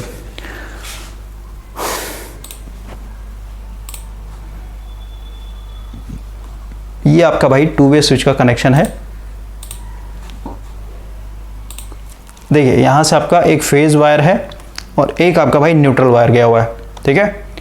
तो सबसे पहले समझिए यहाँ पे क्या होता है ना, जो 2 वे स्विच है भाई, इसमें क्या होता है, या तो इसमें इसके साथ एक बार कनेक्शन बनता है, या तो फिर इसके साथ कभी कनेक्शन बनेगा, ठीक है ना। यानी एक बार में इसके साथ या तो फिर एक बार में इसके साथ, इस तरीके का कनेक्शन बनता है। स्विच को ऊपर नीचे करेंगे तो, यानी दबाएंगे तो। इन्वर्टर वाला स्विच आप देखिएगा ना भाई, इन्वर्टर वाला आपके घर में अगर लगाना हो, खोल के देखिए ऐसा ही स्विच आपको देखने को मिलेगा। तो देखिए इसमें होता क्या भाई कि हम लोगों ने ये जो बल्ब का जो 2 वायर है ना भाई, देखिए इस बल्ब का जो 2 वायर है इसको हम लोगों ने इस तरीके जोड़ दिया, यहाँ से फिलामेंट से होते हुए ये इस तरीके बाहर निकल गया भाई, और ये मेरा न्यूट्रल आ गया इस तरीके से। यानी बल्ब को हम लोगों ने न्यूट्रल के सीरीज में जोड़ रखा है, ये सीरीज में भाई, क्लियर हो गया। अब हम लोग को सिर्फ और सिर्फ यहाँ पे करना है कि भाई मुझे फेज को एक तरीके कनेक्ट करना है। तो देखिए मान लेते भाई हम लोग का नीचे वाला है, यानी सीढ़ी के नीचे वाला ये स्विच है, और ये सीढ़ी के ऊपर वाला है, तो मैं लिख देता हूँ डाउन स्विच है, ये आपका अप स्विच है। तो भाई जैसे आप यहाँ पे बटन दबाएंगे तो भाई मान लेते हैं अभी बटन दबाने से पहले क्या था, ये इस तरीके का था स्विच, ठीक है, ओपन था, कोई कॉन्टेक्ट नहीं बन रहा था। तो जैसे आप बटन दबाएंगे भाई, जैसे ही बटन दबाएंगे तो भाई मान लेते हैं दोनों स्विच चिपक गया। तो जैसे चिपकेगा तो भाई यहाँ से फेज होते हुए, और ये पहले से ही आपका चिपका हुआ रहेगा यहाँ पे, ठीक, पूरा सर्किट कंप्लीट हो जाता है, क्लियर हो गया। और जैसे ऊपर चढ़ेंगे तो भाई तो ऐसे ही दबा हुआ रहेगा, ऊपर चढ़ेंगे भाई तो इस वाले बटन को दबाएंगे तो ये जो कॉन्टेक्ट था यहाँ से हटके आपका ये वाला ऐसे हो जाएगा, ठीक है, यानी इससे चिपक जाएगा। और यहाँ पे देखिए ये आपका ये ओपन है ना भाई, क्योंकि अभी इधर ऐसे लगा हुआ है। तो इस तरीके से 2 वे स्विच काम करता है भाई। अगर आपने कभी थोड़ा बहुत भी यूज किया होगा ना घर में काम ये सब, ठीक है भाई, तो आपको समझ में आ जाएगा। और जिन्हें भाई कभी किया ही नहीं तो उनको नहीं समझ में आएगा सब, ठीक है। तो ये भाई कि सीढ़ी पे हम लोग वायरिंग करने के लिए कितने चाहिए स्विच, तो भाई यहाँ पे दो पीस 2 वे स्विच चाहिए भाई, ठीक है ना, 2 पीस 2 वे स्विच। तो C4 कैट हो जाएगा इसका आंसर। आगे बढ़ते हैं हम लोग।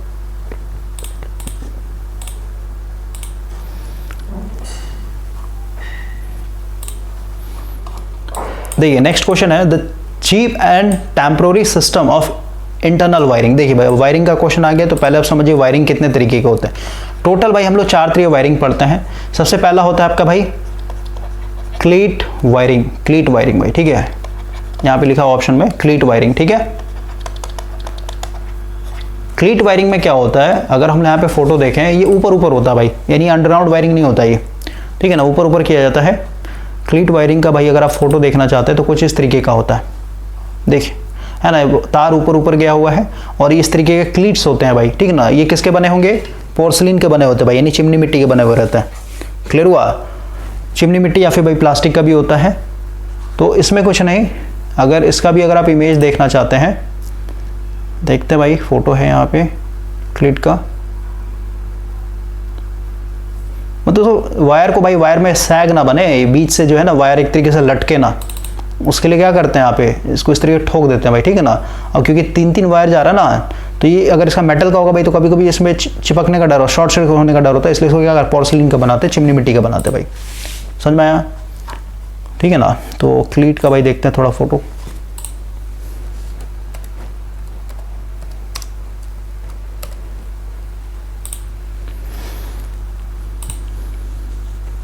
उसको भाई थोड़ा देख लीजिएगा, आप अपने हिसाब से देखिए। कुछ इस तरीके का क्लीट होता है, देख रहा ना, एक ये ऊपर इस तरह घाट बने हुए रहता है भाई, इसी के अंदर वायर एक तरीके से बैठा हुआ रहेगा, ठीक है। यहाँ से हम लोग का वायर बैठेगा इसमें इसमें इसमें, और ऊपर से फिर ये कवर कर देते हैं, ठीक है। कैप होता है, और ये देखिए 3 वायर के लिए दिखाया गया, यहाँ पे 2 वायर के लिए भी होता है इस तरीके से, ठीक है ना। तो डिपेंड करता है आपको कितने वायर लेके जाना है, उस तरीके से ये मार्केट में अवेलेबल होते हैं।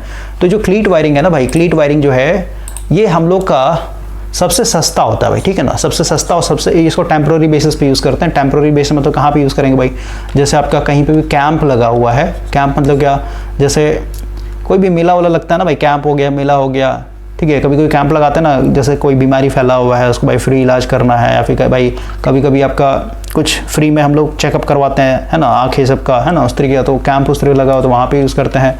या भाई मान लेते कोई under construction building, under construction building मतलब क्या भाई, बिल्डिंग अभी बन रहा है, बना नहीं, तो सीधी जो वहाँ पे भी तो लाइट चाहिए ना, जो लेबर ये सब रह रहा है भाई उनको चाहिए ना, समझ गए। तो वहाँ पे फिर हम लोग ऊपर वायरिंग करते हैं। फिर आपने देखा, अगर आपने कभी घर बनाया भाई, तो हम लोग टेम्प्रोरी वायरिंग में क्या करते हैं, ऐसी तो भाई तार टांग देते हैं ना जहाँ मन तहाँ, समझे। तो क्लीट वायरिंग कुछ नहीं भाई, कि जो वायर है ना एक तरीके से ऊपर रहेगा, और इसको एक तरीके से दबाए रखने के लिए यहाँ पे ऊपर में पोर्सलिन का या फिर चिमनी मिट्टी का क्लीट लगाते हैं भाई, ठीक है।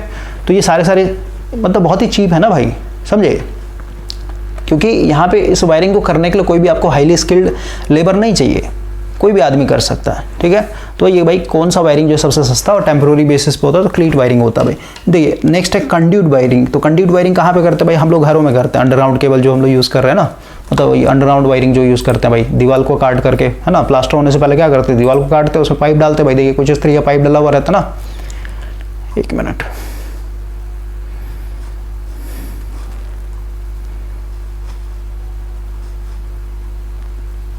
देखिए भाई इस तरीके का आपका ये जो पाइप गया हुआ है ना, ये अब ये जो कंडक्ट वायरिंग होता है 2 तरीके का होता है। एक सरफेस कंडक्ट वायरिंग, यानी ये जो पाइप लाइन है ना ये ऊपर रहते हैं भाई, इसको बोलते हैं सरफेस कंडक्ट वायरिंग। और एक होता है आपका सील्ड, मतलब सील्ड मतलब क्या, ये पूरे दीवार के अंदर ही अंडरग्राउंड रहते हैं भाई, दबे हुए। क्लियर हो गया। तो ये होता है कंडक्ट वायरिंग, और ये सबसे महंगा होता है भाई, और सबसे ज़्यादा इसका लाइफ होता है, क्योंकि ख़राब नहीं होते भाई जल्दी। क्यों नहीं ख़राब होंगे, क्योंकि भाई मतलब बाहर में भाई एक तरीके से रहेगा तो एटमॉस्फेयर से रिएक्ट करते रहता है ना, समझ गए। एटमॉस्फेयर में क्या है भाई, जैसे आपका कुछ, जैसे भाई घरों की बात करें, किचन, अगर आप भाई किचन में खाना वाना बना रहे हो तो वहाँ से क्या होता है, डिफरेंट टाइप्स ऑफ स्मोक्स निकल रहे हैं ना। तो स्मोक्स क्या है भाई, एक तरीके से केमिकल ही तो हैं। ऑयल का स्मोक हो गया, जब भाई कोई खाना बना रहे हैं उसका स्मोक हो गया, है ना।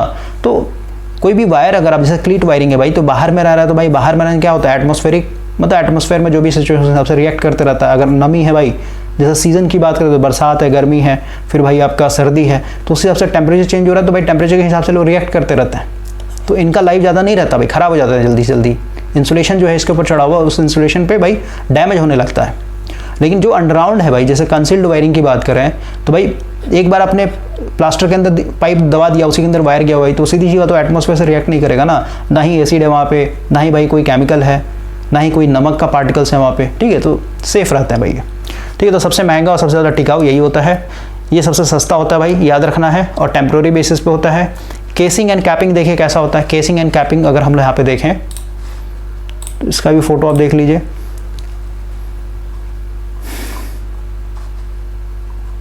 एक मिनट भाई, देखिए भाई कुछ इस तरीके का होता है केसिंग एंड कैपिंग। यहाँ पे देख रहे हैं ना, इसका कैप मैंने निकाल के दिखाया, और ये केसिंग, इसके अंदर में क्या हो रहा है, एक तरीके से ये वायर गया हुआ भाई, समझ में आया। तो ये पोल पर से जो मेन वायर आ रहा है ना, आपका जो मीटर जो है भाई, मीटर बाहर लगा हुआ रहता है, तो वहाँ से जो मेन वायर आ रहा है बाहर एक तरीके से वो लेकर के हम लोगों ने इस तरीके लाया। क्लियर हो गया। वही अगर आप यहाँ पे देखते हैं, देखिए इस तरीके का गया ना, ये पूरा पाइप गया हो, ये केसिंग गया हो भाई इस तरीके से, ठीक है। तो ऊपर में इसका कवर होता है, अंदर में भाई इसका केसिंग होता है बना हुआ। क्लियर हो गया। तो इसी को हम लोग केसिंग बोलते हैं भाई, केसिंग और कैपिंग बोलते हैं इसको। और अगर हम लोग देखें यहाँ पे, तो कुछ इस तरीके का आपको मार्केट में देखने को मिलेगा, पीवीसी का बना होता है भाई, ठीक है। डिफरेंट शेप का होता है, डिफरेंट साइज का होता है। उसके बाद एक होता है टीआरएस भाई। तो टीआरएस में क्या होता है, जैसे अगर आप बहुत पुराने गवर्नमेंट बिल्डिंग में जाइएगा तो इस तरीके का लकड़ी आता है ना, ये सागवान का बना होता है भाई। इस लकड़ी को क्या करते हैं, दीवार में ठोकते हैं, और इसी के ऊपर फिर वायर को एक तरीके से लेकर जाते हैं भाई। इसमें अगर फोटो होगा तो दिखाता हूँ कैसा होता है ये। 1 मिनट, नहीं है इधर, यहाँ से कर लेते हैं। और जो लकड़ी होता है ना, टेक्निकल लाइन में बैटन बोलते हैं भाई, ठीक है। और रेलवे प्लेटफॉर्म इस सब पे जाइएगा ना, वहाँ पे भी आपको देखने को मिलेगा, बाहर तार गया हो रहता है। देखिए कुछ इस तरीके का रहता है भाई, ठीक है। देखिए ना लकड़ी पूरा ठोका, इसको पूरा वायर एक तरीके से गए हुए रहते हैं, ठीक है। तो इसको हम लोग बैटन वायरिंग बोलते हैं भाई। देखते हैं भाई, हम लोग के पास भी फोटो होना चाहिए, इसमें बहुत सारा फोटो आ गया है इसलिए पता नहीं चल रहा है।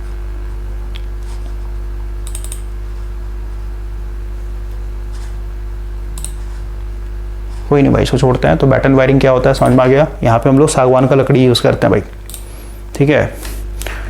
तो इसी को हम लोग बैटन वायरिंग यानी इसी को हम लोग बोलते हैं CTS और TRS भाई, ठीक है। मतलब ये टाइप्स ऑफ केबल का नाम है भाई। जैसे TRS का फुल फॉर्म होता है tough and rubber sheath, clear हुआ। उसी तरीके से CTS का ही फुल फॉर्म होगा, तो दिया होगा कहीं पे। तो आपको याद रखना भाई, देखिए पहले क्वेश्चन के ऊपर आते हैं। आपको बस याद रखना है भाई, सबसे सस्ता और सबसे टेम्प्रोरी पूछेगा तो कौन सा होता है, क्लीट वायरिंग होता है, ठीक है भाई। क्लीट वायरिंग सबसे सस्ता और टेम्प्रोरी बेसिस पे करते हैं। तो अभी हम लोग पहले कॉस्ट की बात करते हैं। सबसे सस्ता होता है क्लीट। क्लीट के बाद कौन सा हो जाए भाई आपका, केसिंग एंड कैपिंग, ठीक है। क्योंकि थोड़ा महंगा होता है, क्यों भाई, क्योंकि इसमें हम लोग क्या कर रहे हैं, एक तरीके से PVC का यूज़ कर रहे हैं ना। केसिंग एंड कैपिंग होगा, उसके बाद फिर आपका भाई, अब ये तो चलता ही नहीं है, यहाँ पे लिखते हैं CTS और TRS, ठीक है भाई। और सबसे महंगा जो होगा, सबसे महंगा कौन सा होगा, कंडक्ट वाला होगा भाई, क्योंकि इसमें हम लोग कंडक्ट पाइप यूज़ करते हैं। और जो पाइप होता है प्लास्टिक का भी होता है, घरों में तो प्लास्टिक वाला यूज़ करते हैं, PVC वाला यूज़ करते हैं। लेकिन भाई कभी कभी हम लोग मेटल का भी एक तरीके से यूज़ करना पड़ता है यहाँ पे, तो ये ध्यान रखना आपको। आगे बढ़ते हैं भाई, और फोटो देख लेते हैं भाई, फटाफट फोटो यहाँ पे देख लेते हैं। जो भी फोटो मैंने यहाँ पे लिया हुआ है ना, उसको कर यहाँ से देख लीजिए आप। देखिए भाई, इस तरीके का ये आपका पूरा का पूरा केसिंग एंड कैपिंग वाला वायरिंग है, ये क्लियर हो गया।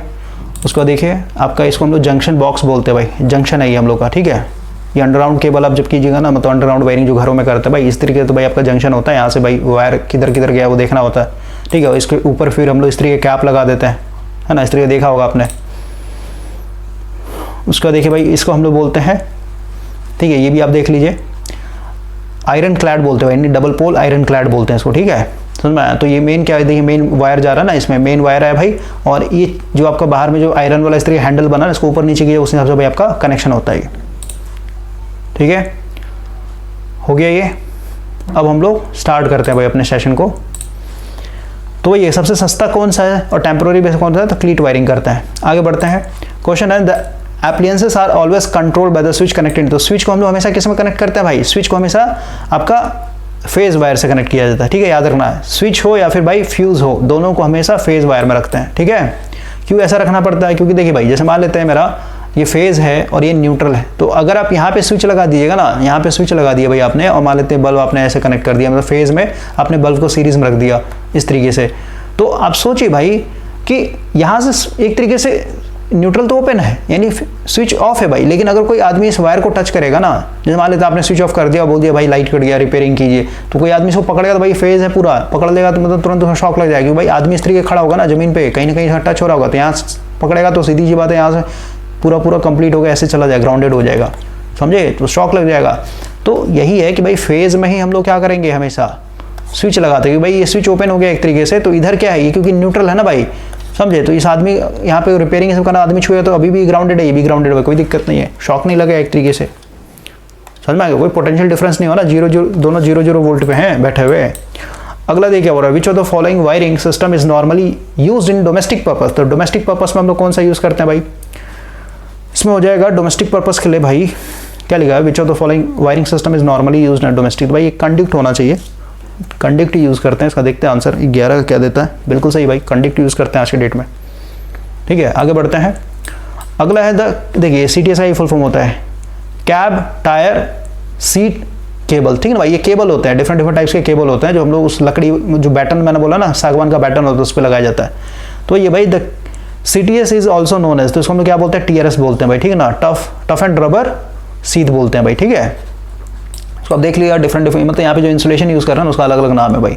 अगला करते हैं, the main idea of running earth wire along the conduct run is to. देखिए भाई यहाँ पे अर्थ वायर की बात हो रही है, अर्थ वायर मतलब क्या, ग्राउंडिंग भाई, सीधी सी बात है। तो कंडक्ट देखिए, अगर हम लोग का कंडक्ट प्लास्टिक का है भाई, यानी जो घर में हम लोग प्लास्टिक वाला पाइप यूज कर रहे हैं, तो भाई वहाँ पे अर्थ वायर ले आने कोई मतलब नहीं बनता है। या फिर देखिए भाई क्या दिक्कत है ना यहाँ पे, समझिए ऐसे समझिए इसको, जैसे भाई हम लोग का एक तो फेज जा रहा है, एक न्यूट्रल जा रहा है, कोई दिक्कत नहीं। कंडक्ट पाइप के अंदर ये जो अपने पाइपिंग किया भाई ज़मीन के अंदर यानी दीवार के अंदर, तो भाई इसके अंदर फेज और न्यूट्रल जा ही रहा होगा। और साथ ही साथ हम लोग क्या करना है, ग्राउंडिंग वायर भी एक तरीके लेके चलना है इसके साथ। क्यों भाई, तो देखिए सबसे पहला है कि भाई अगर ये कंडक्ट पाइप मेटल का बना हुआ है, ठीक है ना, तो मेटल का बना हुआ है तो सीधी सी बात है भाई, हो सकता है कि भाई फेज और न्यूट्रल के अंदर कोई चूहा आ जाए, चूहा काट के भाई लीक कर दे, तो भाई क्योंकि मेटल तो लीकेज करंट आ जाएगा ना, और कोई आदमी इसको छुएगा तो वैसे शॉक लगेगा। तो हम यहाँ पे ग्राउंडिंग को भी एक तरीके ले जा रहे हैं, ठीक है। नहीं, इस ग्राउंडिंग के साथ क्या करेंगे, इस मेटल कंडक्ट को भी जोड़ के रखेंगे भाई, ताकि ये जीरो पोटेंशियल बना रहे। और जहाँ जहाँ प्लग देंगे, जहाँ जहाँ भाई जैसे मान लो यहाँ पावर प्लग दे रहे हैं आप, तो पावर प्लग में भाई एक फेज आ गया, न्यूट्रल आ गया भाई, तो ग्राउंडिंग भी तो चाहिए यहाँ पे, तो ग्राउंडिंग को भी क्या करेंगे, साथ साथ लेकर चलेंगे भाई।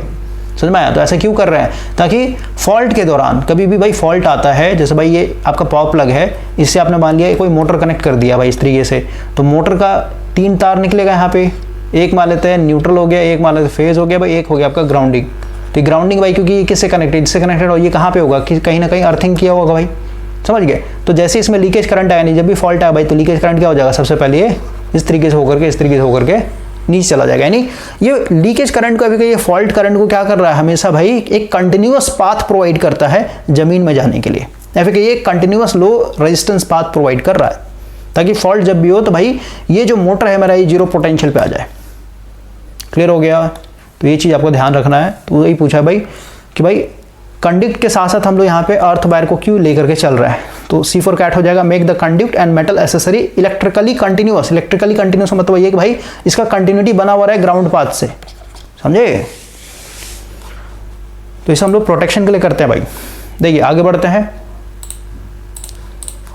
क्वेश्चन है, नेक्स्ट क्वेश्चन के ऊपर आते हैं भाई। देखिए क्वेश्चन क्या है, for domestic wiring the most extensively used material is, तो डोमेस्टिक में हम लोग सबसे ज़्यादा क्या यूज़ कर रहे हैं भाई, तो कॉपर और एल्यूमिनियम दोनों हो जाएगा, ठीक ना।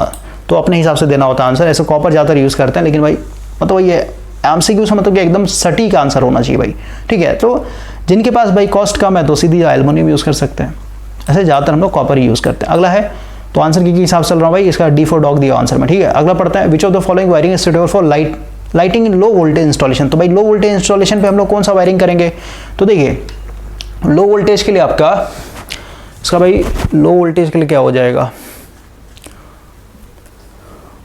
वोल्टेज तो भाई जैसे यहाँ पे मेंशन नहीं किया ना किसके लिए यूज़ कर रहा है, डोमेस्टिक के लिए यूज़ कर रहा है, किसके लिए, क्योंकि लो वोल्टेज है ना, तो लो वोल्टेज मतलब डोमेस्टिक ही लेके चलते हैं। डोमेस्टिक में वोल्टेज कितना है भाई, 220 वोल्ट ही तो है, तो हम लोग लो वोल्टेज मान के चलेंगे। तो डोमेस्टिक में हम लोग कौन सा यूज़ करेंगे, यहाँ पे देखते हैं इसका आंसर भाई क्या देता है, 15 का C देता है भाई, ठीक ना। TRS वायरिंग, TRS वायरिंग मतलब क्या, वही आपका इस तरीके का जो लकड़ी हम लोग यूज़ कर रहे हैं ना, सागवान वाला, इसके ऊपर जो हम लोग वायर एक तरीके से ठोक के लेके जाते हैं, ठीक है, तो वो वाला, ठीक है। तो TRS वायरिंग हम लोग यूज़ करते हैं, याद कीजिए। वही चीज़ मैंने बोला भाई कि कॉन्सेप्ट आपका कितना भी क्रिस्टल क्यों ना हो, देखिए वायरिंग के बारे में आपने सारा पढ़ दिया, सब चीज़ पता है, लेकिन इसमें आप कन्फ्यूज हो जाएगा, तो ये सबसे ज़्यादा इंपॉर्टेंट होता है PYQ लगाने का। आगे बढ़ते हैं भाई, क्वेश्चन है द वायर ऑफ, देखिए भाई जब भी आप वायर खरीदने जाएंगे तो वायर को हम लोग 2 तरीके से नापते हैं। नापने का मतलब क्या है, उसका जो क्रॉस सेक्शन एरिया भाई, उसका जो थिकनेस है 2 तरीके नापा जाता है। एक होता है SWG, यानी SWG मतलब क्या है भाई, इसको हम लोग गेज सिस्टम बोलते हैं, ठीक है, स्टैंडर्ड गेज सिस्टम होता है भाई, ठीक है ना, स्टैंडर्ड गेज सिस्टम। और एक होता है वायर को भाई mm में एक तरीके से नापना, है ना, जैसे 1 mm का वायर लेके आओ, 2.5 mm का वायर लेके आओ, आपने सुना होगा प्रैक्टिकल लाइफ में। तो ये जो होता है इसका भाई स्केल आता है, ठीक है ना, तो 0 1 2 3 4 5 6 इस तरीके से। तो भाई जितना कम SWG होगा ना उतना मोटा वायर होता है भाई। क्यों, ऐसा क्यों होता है भाई, देखिए पहले बैटरी देखते हैं भाई कैमरे में, उसको चार्ज में लगाता हूं मैं। देखिए भाई इसको कंटिन्यू करते हैं, इसको थोड़ा सा हम लोग समझ लेते हैं यहाँ पे।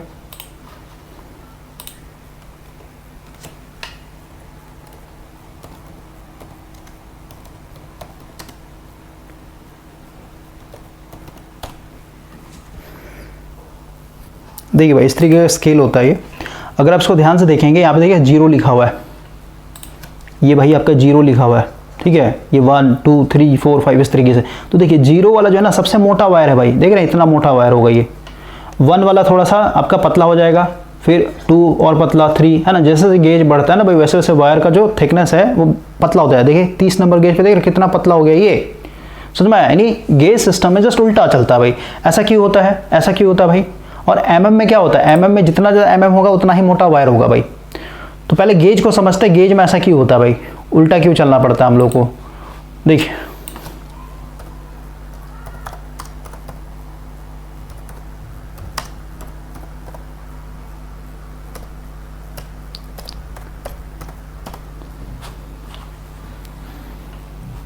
देखिए भाई, ये इस तरीके का जो है ना, ये डाई होता है, दिख रहा है आपको। इसको हम लोग पहले सेव करते हैं।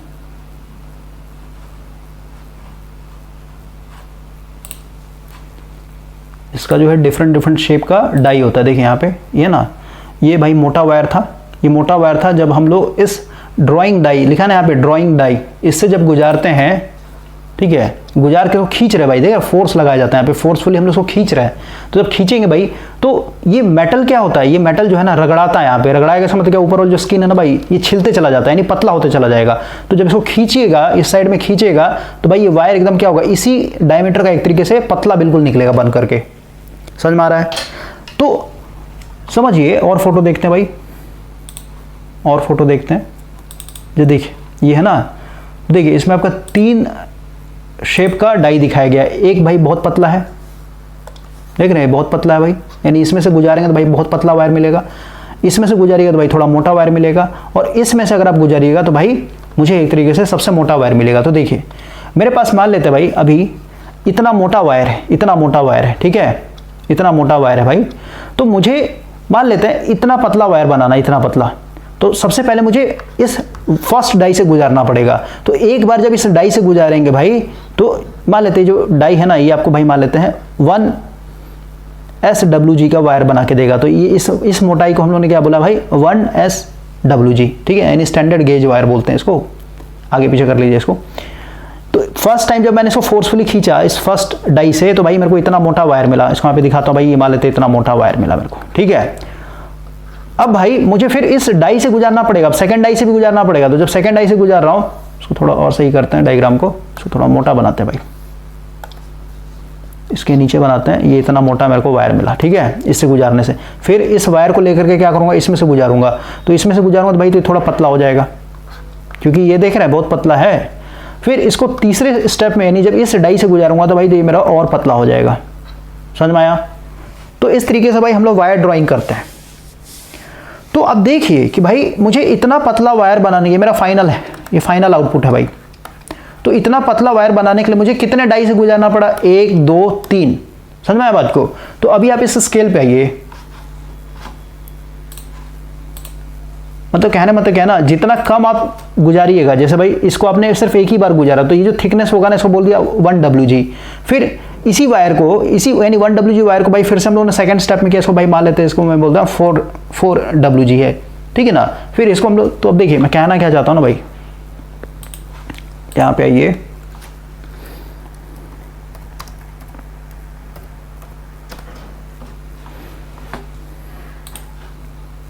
ये जो स्केल है ना भाई, तो उसमें देखिए ये जो सबसे मोटा वाला है, दूसरा फोटो लेते हैं भाई, ये वाला फोटो लीजिए, जो सबसे मोटा वाला है भाई, देख रहे हैं ना, मोटा वाला मतलब क्या, इतना मोटा अगर आपको वायर बनाना पड़ेगा ना, तो एक ही डाई से गुजारना पड़ता है। सिर्फ एक ही डाई से आपने गुजारा, तो भाई ये मेरा एक वायर बन गया, 0 SWG का स्टैंडर्ड वायर गेज, ठीक है, SWG इसको बोल रहे हैं, SWG स्टैंडर्ड वायर गेज। और अगर आप फिर से इस 0 गेज को इससे गुजारिएगा 1 बार से, यानी 2 बार आपने गुजारा भाई, इसलिए इसको क्या बोलेंगे कि भाई ये 1SWG है। तो वही है भाई कि आप जितना पतला वायर बनाना चाहते हैं भाई, मान लेते मेरे को अभी 19 गेज का वायर चाहिए, तो 19 गेज का वायर मतलब समझ रहे हैं कि भाई 0 गेज के वायर का नहीं, इतना मोटा अगर आपके पास वायर होगा शुरू में, तो उसको कितने बार आपने कितने डाई से गुजारा होगा, 1 2 3 4 5 6 7 8 9 10 11 12 13 14 15 16 17 18 19, ठीक है, मतलब एक को हम लोग छोड़ देते हैं, यानी 19, क्योंकि भाई 0 तो था ही ना, इसमें गुजारने का मतलब है ना। तो 19 बार, यानी 19 डिफरेंट डाई से जब आप गुजारिएगा, तब ये बनेगा भाई इतना पतला वायर, ठीक है, इतना पतला वायर, समझे? तो अब समझिए कि यहाँ पे ये जो SWG का मतलब है कि भाई अगर 19 है, इसका मतलब क्या है, इसको 19 डिफरेंट शेप के डाई से गुजारा गया, तब भाई एक तरीके से क्या बना है, 19 SWG का बना हुआ है वायर, यानी 19 गेज का ये वायर बना हुआ भाई। क्लियर हो गया? तो गेज का मतलब समझिए, जितना ज्यादा गेज होगा, इसका मतलब भाई उतने ही डिफरेंट शेप के डाई से गुजारा गया होगा, और वो वायर उतना ही पतला। जैसे 30 नंबर का गेज देखिए, 30 नंबर वायर का गेज जो होगा, ये 30 डिफरेंट साइज से होकर गुजरा होगा भाई। क्लियर हुआ? तो ये जो गेज है ना, ये जो गेज है, ये गेज यहाँ पे एक्चुअल थिकनेस को नहीं बताता है, ये बताता है कि भाई इस वायर को ड्रॉ करने के लिए, इस वायर को बनाने के लिए आपने कितने डिफरेंट साइज के डाई से गुजारा है। ठीक है, इसलिए इन्वर्सली प्रोपोर्शनल होता है भाई। अगर आपका 0 गेज है, इसका मतलब क्या कि भाई ये सबसे मोटा होगा, और भाई अगर आपका भाई मान लेते हैं 19 गेज है या फिर 20 गेज है, इसका मतलब क्या 19 गेज थोड़ा मोटा होगा एज कम्पेयर टू 20 गेज से। ठीक है, तो याद रखना है यहाँ पे।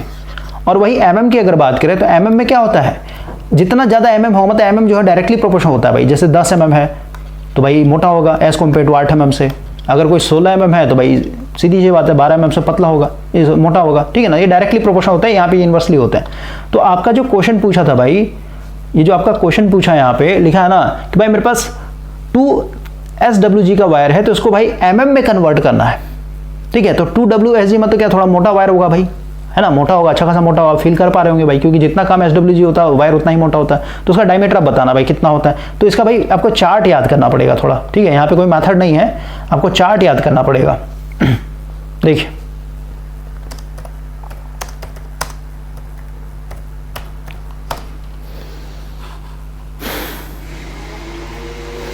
देखिए भाई इस तरीके का चार्ट बना हुआ रहता है, आई होप कि आपको दिख रहा होगा। तो यहाँ पे हम लोग का यहाँ पे ना 2 देखिए 2 है ना SWG, यहाँ पे देखिए ये है ना भाई SWG। तो 2 नंबर पे देखिए, 2 नंबर पे mm में कितना आ गया 7.01 भाई, 7.01। यही क्वेश्चन आपसे पूछा था यहाँ पे। तो ये कि भाई 2 SWG का mm में कितना होगा, तो 7.01 फर्स्ट आंसर हो जाएगा। तो इसे भाई थोड़ा बहुत आपको याद करना पड़ेगा। आगे बढ़ते हैं। देखिए रेजोनेंट ग्राउंडिंग क्या होता है, देखिए इसका बहुत सारा नाम होता है भाई। इसी को हम लोग रेजोनेंट ग्राउंडिंग भी बोलते हैं, या फिर भाई रिएक्टर ग्राउंडिंग भी बोलते हैं, या फिर आर्क सस्पेंशन कॉइल भी बोलते हैं। और ये हम लोग कहाँ पे यूज़ करते हैं, ये भाई हम लोग यूज़ करते हैं प्रोटेक्शन में। जब फॉल्ट पड़िएगा ना पावर सिस्टम में, स्विच ग्राउंड प्रोटेक्शन में पढ़ना होता है। ठीक है ना, तो उसका बस नाम याद रखना भाई, किसी बहुत सारे नाम होते हैं। रेजोनेंट ग्राउंडिंग बोलते हैं, आर्क सस्पेंशन कॉइल भी बोलते हैं, या फिर हम लोग यहाँ पे भाई कॉइल ग्राउंडिंग भी बोलते हैं, क्योंकि इसमें कॉइल एक तरीके से हम लोग डालना होता है। समझ में आ गया? तो एक तरीके का अर्थिंग है ये भाई। आगे बढ़ते हैं। When an electric device, appliance or electrical installation is connected to the earth, ठीक है, विदाउट फ्यूज, यानी यहाँ पे हम लोग क्या कर रहे हैं भाई, अर्थिंग कर रहे हैं। लिखा है ना कि भाई कोई भी इलेक्ट्रिकल एप्लियंस हो, या TV, fridge, cooler, washing machine, कुछ भी हो, मोटर कुछ भी हो, उसको हम लोग क्या कर रहे हैं भाई, अर्थ के इलेक्ट्रोड से, मतलब अर्थ इलेक्ट्रोड मतलब क्या, अर्थिंग भाई, अर्थिंग है ये। ठीक है, अर्थिंग के साथ कनेक्ट कर रहे हैं विदाउट, बिना कोई फ्यूज से, बिना कोई सर्किट ब्रेकर, बिना कोई रेजिस्टेंस इंपेडेंस। यानी हम लोग का ये क्या हो जाएगा कि भाई ये एक तरीके से मान लेते हैं मेरा पाइप अर्थिंग किया हुआ है, और यहाँ से भाई मैंने किसी भी इक्विपमेंट को, जैसे भाई मान लो मेरे पास एक सिंगल फेज का या 3 फेज का मोटर था, इस तरीके से समझिए, है ना। तो इसका जो न्यूट्रल था भाई इसको डायरेक्ट हम लोगों ने ग्राउंड कर दिया, इस तरीके से समझिए आप। या फिर कहिए इसका जो बॉडी था, चीज़ को ही कर देते भाई, इसको आप ऐसे दिखा दीजिए, इसको आप ऐसे दिखा दिए भाई, ये एक मतलब ये बॉक्स में पैक था ना, तो इसका जो मेटल का बॉक्स था यहाँ से तार निकाल के इसमें आप जोड़ दीजिए भाई। तो यहाँ पे देखिए भाई हम लोगों ने यहाँ पे जो ग्राउंडिंग किया है, यहाँ पे ना ही कोई रेजिस्टेंस कनेक्ट किया है। रेजिस्टेंस अगर कनेक्ट करे तो भाई ऐसे करना पड़ता है, यहाँ पे एक रेजिस्टेंस लगा कनेक्ट करना होता है। इंपीडेंस दिखाते हैं, इंपीडेंस मतलब क्या, आर और एल दिखा दी यहाँ पे इस तरीके से, है ना। यानी यहाँ पे कुछ लगा नहीं रहे भाई यहाँ पे। तो ऐसे अर्थिंग को हम लोग क्या बोलते हैं, सॉलिड अर्थिंग बोलते हैं भाई। ठीक है, यानी सॉलिडली अर्थ रही, समझे ना, कुछ भी हम लोग नहीं लगा रहे हैं इसके यहाँ पे ग्राउंडिंग वाले पाथ में भाई। आगे बढ़ते हैं भाई। देखिए अगला क्वेश्चन है, which of the following are the types of earthing system. तो earthing system all of the हो जाएगा भाई। ठीक है, वायर अर्थिंग या फिर स्ट्रिप अर्थिंग इसको बोलते हैं हम लोग। देखिए स्ट्रिप अर्थिंग कैसा होता है दिखा देता हूँ। प्लेट अर्थिंग ये सब तो आप समझ रहे होंगे, या फिर प्लेट अर्थिंग का फोटो आप देख लीजिए। देखिए भाई कुछ इस तरीके का होता है। पाइप अर्थिंग का तो मैंने दिखाई दिया था। प्लेट अर्थिंग की अगर बात करें तो देखिए भाई सबसे पहले पाइप अर्थिंग का देखिए, इस तरीके का ब्लॉक डायग्राम होता है। ये पाइप है आपका, GI पाइप हम लोग यूज़ करते हैं, 3 डिफरेंट शेप के। ये सबसे नीचे वाला जो होता है ना, आप लिखा होगा कहीं पे, ये 40 mm का होता है भाई। ठीक है, यहाँ पे लिखा ना 40 mm, लिखा नहीं है 40 mm। इसके बाद ये जो होता है आपका यहाँ पे लिखा 38 mm, है ना, यहाँ पर 38 mm लिखा हुआ ना। फिर ऊपर में हम लोग यहाँ पे कनेक्ट करते हैं 19 mm का होता है, और यहाँ से फिर वायर से देखिए यहाँ से कनेक्शन लेते हैं। ये आपका कितना होता है, 12.5 mm, यहाँ पे लिखा ना 7.5 mm। ठीक है, तो ये पाइप अर्थिंग हो गया। अब प्लेट अर्थिंग में क्या होता है भाई, यहाँ पे सीधे सीधे हम लोग प्लेट लगा देते हैं। ये देखिए प्लेट अर्थिंग, कॉपर का प्लेट होता है, पूछता है कितने बाई कितना होता है, तो 2 फीट बाय 2 फीट, या फिर ये 60 सेंटीमीटर इंटू 60 सेंटीमीटर होता है भाई। क्लियर हो गया। इसके लिए जो गड्ढा खोदते हैं हम लोग कितना होता है, 90 सेंटीमीटर बाय 90 सेंटीमीटर। क्लियर हुआ, यानी 2.5 फुट। 30 सेंटीमीटर को भाई 1 फुट बोलते हैं हम लोग, सुन में 30 सेंटीमीटर 1 फुट बोल रहे हैं, तो 90 यानी 3 फीट का गड्ढा खोदेंगे भाई। 3 फीट का गड्ढा खोदेंगे, जिसमें 2 फीट बाय 2 फीट का प्लेट चला जाएगा, और बाकी जो 1 फीट बचेगा ना, उसमें हम लोग क्या करते हैं, कोल यानी जो आपका चारकोल है भाई, और नमक का एक तरीके से हम लोग यहाँ पे डालता है कि नमी बना हुआ रहे। ठीक है। ये जो पाइप गया ना, ये वाला पाइप, ये देखिए ये जो ऊपर वाला पाइप है, ये क्या होता है, ऊपर से पानी डालने के लिए हम लोग भाई ये हॉलो पाइप डालते हैं, ठीक है, ताकि भाई कभी ड्राइनेस आ जाए तो भाई ऊपर से पानी डाल के इसको क्या कर सके, वेट कर सके, और ग्राउंडिंग को हम लोग और लो रेस्टिव पाथ बना सकें भाई, ठीक है। और ये क्रॉस सेक्शन में दिखा है व्यू, ये जो प्लेट लगा होता है ना, ये प्लेट, तो भाई प्लेट जो है ये जो ऊपर में स्ट्रिप गया हुआ है, ये इसे नट बोल्ट से कसा हुआ रहता है ऐसे, ठीक है। तो यूट्यूब पे आप देख लीजिए कैसे हम लोग करते हैं, सब होगा अवेलेबल, ठीक है भाई। स्ट्रिप अर्थिंग क्या होता है इसको देख लीजिए, स्ट्रिप अर्थिंग, इसमें भाई हम लोग, जैसे आपने बस बार कभी देखा होगा ना, बस बार कैसा होता है भाई, कॉपर का पूरा स्ट्रिप होता है ना, उसी तरीके यहाँ पे भाई कॉपर का हम लोग स्ट्रिप यूज़ करते हैं। देखिए इस तरीके का आपका स्ट्रिप होता है भाई, देखिए इस तरीके का स्ट्रिप होता है कॉपर का, इसी को हम लोग ज़मीन में गाड़ देते हैं, जैसे रड अर्थिंग करते हैं ना, उसी तरीके से भाई इसी को गाड़ देंगे, ठीक है। इस तरीके का स्ट्रिप होता है कॉपर का, समझ में आ गया। और वायर अर्थिंग की बात करें तो वायर अर्थिंग देखिए ऐसा होता है वायर अर्थिंग, ठीक है भाई, डायरेक्ट मतलब वायर मतलब स्ट्रिप जैसा वायर लेकर उसको ज़मीन में दफना दीजिए, ये कहना है मतलब भाई। क्लियर हो गया, आगे आते हैं भाई। तो ये भाई ये सारे ऑल टाइप्स हो जाएंगे भाई, सारे अर्थिंग के ही टाइप्स हैं। अगला है during raceway wiring which colour wire is always used for neutral connection. तो ये वाइट होता है भाई। देखिए रेसवे वायरिंग क्या होता है, इसको भी देख लीजिए, मतलब एक तरह टाइप है भाई, सब फोटो पे भाई, सब फोटो आपको देखना पड़ेगा, ठीक है ना। ये आपने इस तरीके देखा होगा, इनका भाई चैनल होता है इस तरीके का, मतलब एक पाथ प्रोवाइड किया जाता है।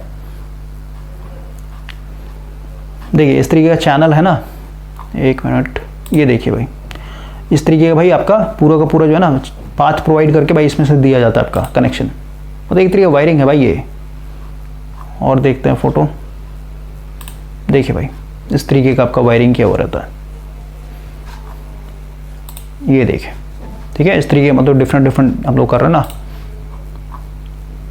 ठीक है। तो एक बार आप डायग्राम देख लीजिएगा। तो ये भाई इसमें हम लोग कौन सा कलर यूज़ करते हैं, तो हम लोग का होता है भाई वाइट कलर, किसके लिए, न्यूट्रल के लिए भाई। वही अगर आप यहाँ पे कोर केबल की बात करें, मतलब जो अंडरग्राउंड केबल में हम लोग यूज़ करते हैं ना कोर केबल, इसमें आपका जो न्यूट्रल वायर होता है ब्लैक होता है, ये ब्लू होता है भाई, एन से न्यूट्रल और एन से, इसको नीला याद कर लिए ना, ज़्यादा ईजी रहेगा, नीला भाई, नीला, एन से न्यूट्रल, एन से नीला, ठीक है। क्लियर हो गया। और कभी कभी आपसे पूछा भाई ग्राउंड केबल का, यानी जो हम लोग अर्थिंग कर रहे हैं, अर्थिंग से जो तार लेके आ रहे हैं, इसका कैसा होता है कलर, तो ग्रीन कलर होता है भाई, ठीक है ना, इसका ग्रीन होता है, ठीक है। अब देखिए जो न्यूट्रल है ना, न्यूट्रल भाई कभी कभी नीला भी होता है, कभी कभी ब्लैक भी होता है भाई। कहाँ पे ब्लैक हुआ, कहाँ पे नीला हुआ, भी देखते हैं, इस पर आते हैं, क्वेश्चन है आपका डाला हुआ, ठीक है। तो रेसवे वायरिंग भाई न्यूट्रल का कलर व्हाइट होता है। अगला है सीलिंग रोज। सीलिंग रोज क्या होता है भाई, देखिए सीलिंग रोज किसको बोलते हैं, यहाँ पे फोटो में दिखाता हूँ आपको। जब हम लोग घर में ट्यूबलाइट के लिए कनेक्शन निकालते हैं ना भाई, वहाँ पे आपका देखिए इस तरीके का रहता है। एक मिनट भाई, फोटो कहाँ आ गया हम लोग का,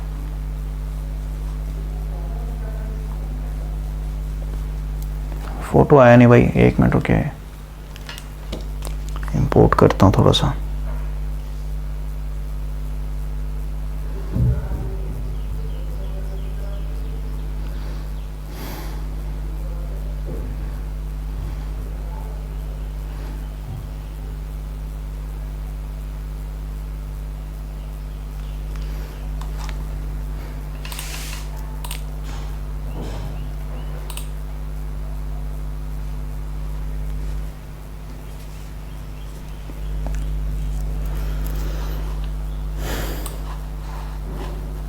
फोटो होना चाहिए भाई, एक भी फोटो, बहुत सारा फोटो था, सब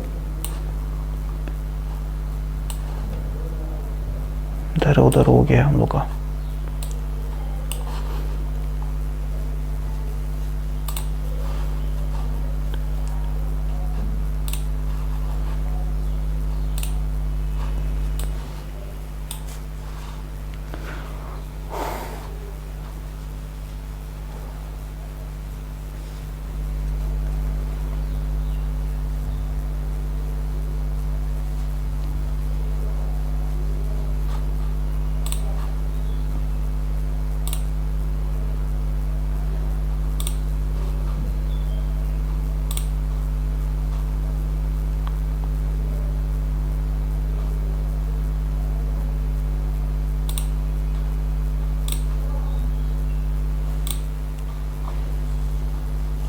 देखिए भाई इस तरीके का होता है आपका, ये जो लगा हुआ ना यहाँ पे, ये इसी को बोलते हैं भाई हम लोग सीलिंग रोज, ठीक है। तो यहाँ से हम लोग कनेक्शन लेने के लिए बाहर निकालते हैं भाई वायर को।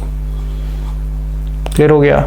ये आपका फैन भी, सीलिंग फैन रहता है ना, वहाँ पे भी हम लोग लेते हैं। तो ये सीलिंग रोज किस लिए करते हैं भाई, तो फ्लोरोसेंट लैम्प के कनेक्शन के लिए यूज होता है, ठीक है ना। कॉमन सेंस भी लगा सकते हैं भाई, इलेक्ट्रिक आयरन तो भाई प्लग में लगाएंगे, हीटर भी प्लग में लगाएंगे। पोर्टेबल इक्विपमेंट मतलब क्या, पोर्टेबल मतलब क्या, जैसे आपका हेयर ड्रायर हो गया, मतलब कम रेटिंग वाला भाई, या फिर इधर उधर ले जाने वाला, उसी बोलते हैं पोर्टेबल, ठीक है। तो बी फॉर बॉल हो जाएगा। अगला है गुड अर्थ कंटिन्यूटी एम्प्लॉयज। तो भाई गुड अर्थ का मतलब क्या, जिसका लो रेजिस्टेंस होगा भाई, ठीक है। डी फॉर डॉग हो जाएगा, ठीक है भाई। लो रेजिस्टेंस जिसका होगा भाई, या फिर ये जो अर्थ वायर होता है उसका लो रेजिस्टेंस ही होता है हमेशा, ठीक है। आगे बढ़ते हैं। How many receptacles can be on a 20 ampere circuit. देखिए भाई, ये जो रिसेप्टिकल यूज किया है ना वर्ड, इसको क्वेश्चन हम इसको बोलेंगे सीधे से स्विच भाई, प्लग बोलते हैं इसको, ठीक है ना। तो 20 एम्पियर, देखिए इसको पहले फोटो आप देख लीजिए, ये थोड़ा सा जो है ना अमेरिकन वाला यूज कर लिया है वर्ड, ठीक है। अदर कंट्री में भाई ये वर्ड यूज होता है, और अदर कंट्री का अगर आप यहाँ पे स्विच देखिएगा ना, कुछ इस तरीके का होता है भाई। देखिए ये कुछ इस तरीके का स्विच होता है, ठीक है। इसी को बोलते हैं हम लोग स्टैंडर्ड रिसेप्टिकल्स, ठीक है। तो कुछ नहीं, ये प्लग है भाई एक तरीके से, समझ में आया। तो आप देखिए बोल रहा है भाई कि मेरे पास 20 एम्पियर का एक सर्किट है, तो भाई इसमें हम लोग मैक्सिमम कितना एक तरीके से प्लग लगा सकते हैं। प्लग मतलब एक्सटेंशन बोर्ड भाई, एक्सटेंशन बोर्ड आप समझिए, ठीक है। तो भाई मेरे पास मान लेते हैं ये 5 पिन वाला सॉकेट है, ऐसे समझिए भाई 5 पिन वाला सॉकेट है। तो यहाँ से मैंने क्या किया, एक एक्सटेंशन बोर्ड कनेक्ट कर दिया। एक्सटेंशन बोर्ड भाई मान लेते हैं मेरा 4 सॉकेट लगे हुए हैं, ठीक है। 1 2 3 और ये 4, ठीक है। तो सीधी सी बात है भाई, क्योंकि ये आपका इधर से आ रहा है कनेक्शन, तो इसके अंदर में कितना मोटा आपने वायर यूज किया होगा वायरिंग के दौरान, उस पर डिपेंड करेगा ना कि भाई यहाँ पे आप कितना। तो बता दिया कि भाई इसमें जो वायरिंग किया हुआ है ये 20 एम्पियर तक के लोड को ये ले सकता है भाई। क्लियर हुआ।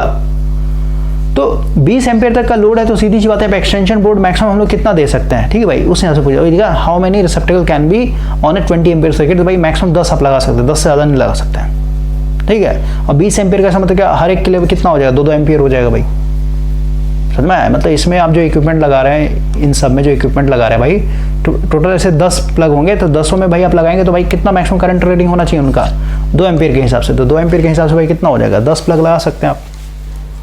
क्लियर हुआ। आगे बढ़ते हैं भाई। देखिए क्वेश्चन क्या है, AWG का क्या होता है। जैसे अभी SWG पढ़ा ना, स्टैंडर्ड गेज वायर, तो उसी तरीके से भाई AWG का फुल फॉर्म होता है अमेरिकन वायर गेज, ठीक है भाई। अमेरिकन वायर गेज बोलते हैं इसको। अगला क्वेश्चन है which of the following indicates black and green wire. तो black and green wire just बताया, ग्रीन जो है ना आपका ये होता है ग्राउंडिंग के लिए भाई, ग्राउंडिंग मतलब वही अर्थ, ठीक है। और ब्लैक जो होता है भाई आपका इसके लिए होता है, ठीक है ना। तो वही बताया, कभी कभी ब्लैक भी यूज होता है भाई, ध्यान देना। ऐसे यूजी के बारे अंडरग्राउंड के बारे में पूछेगा भाई न्यूट्रल किसका कलर, किस कलर का होता है, तो ब्लू हमेशा याद रखना, नीला कलर का होता है, ठीक है।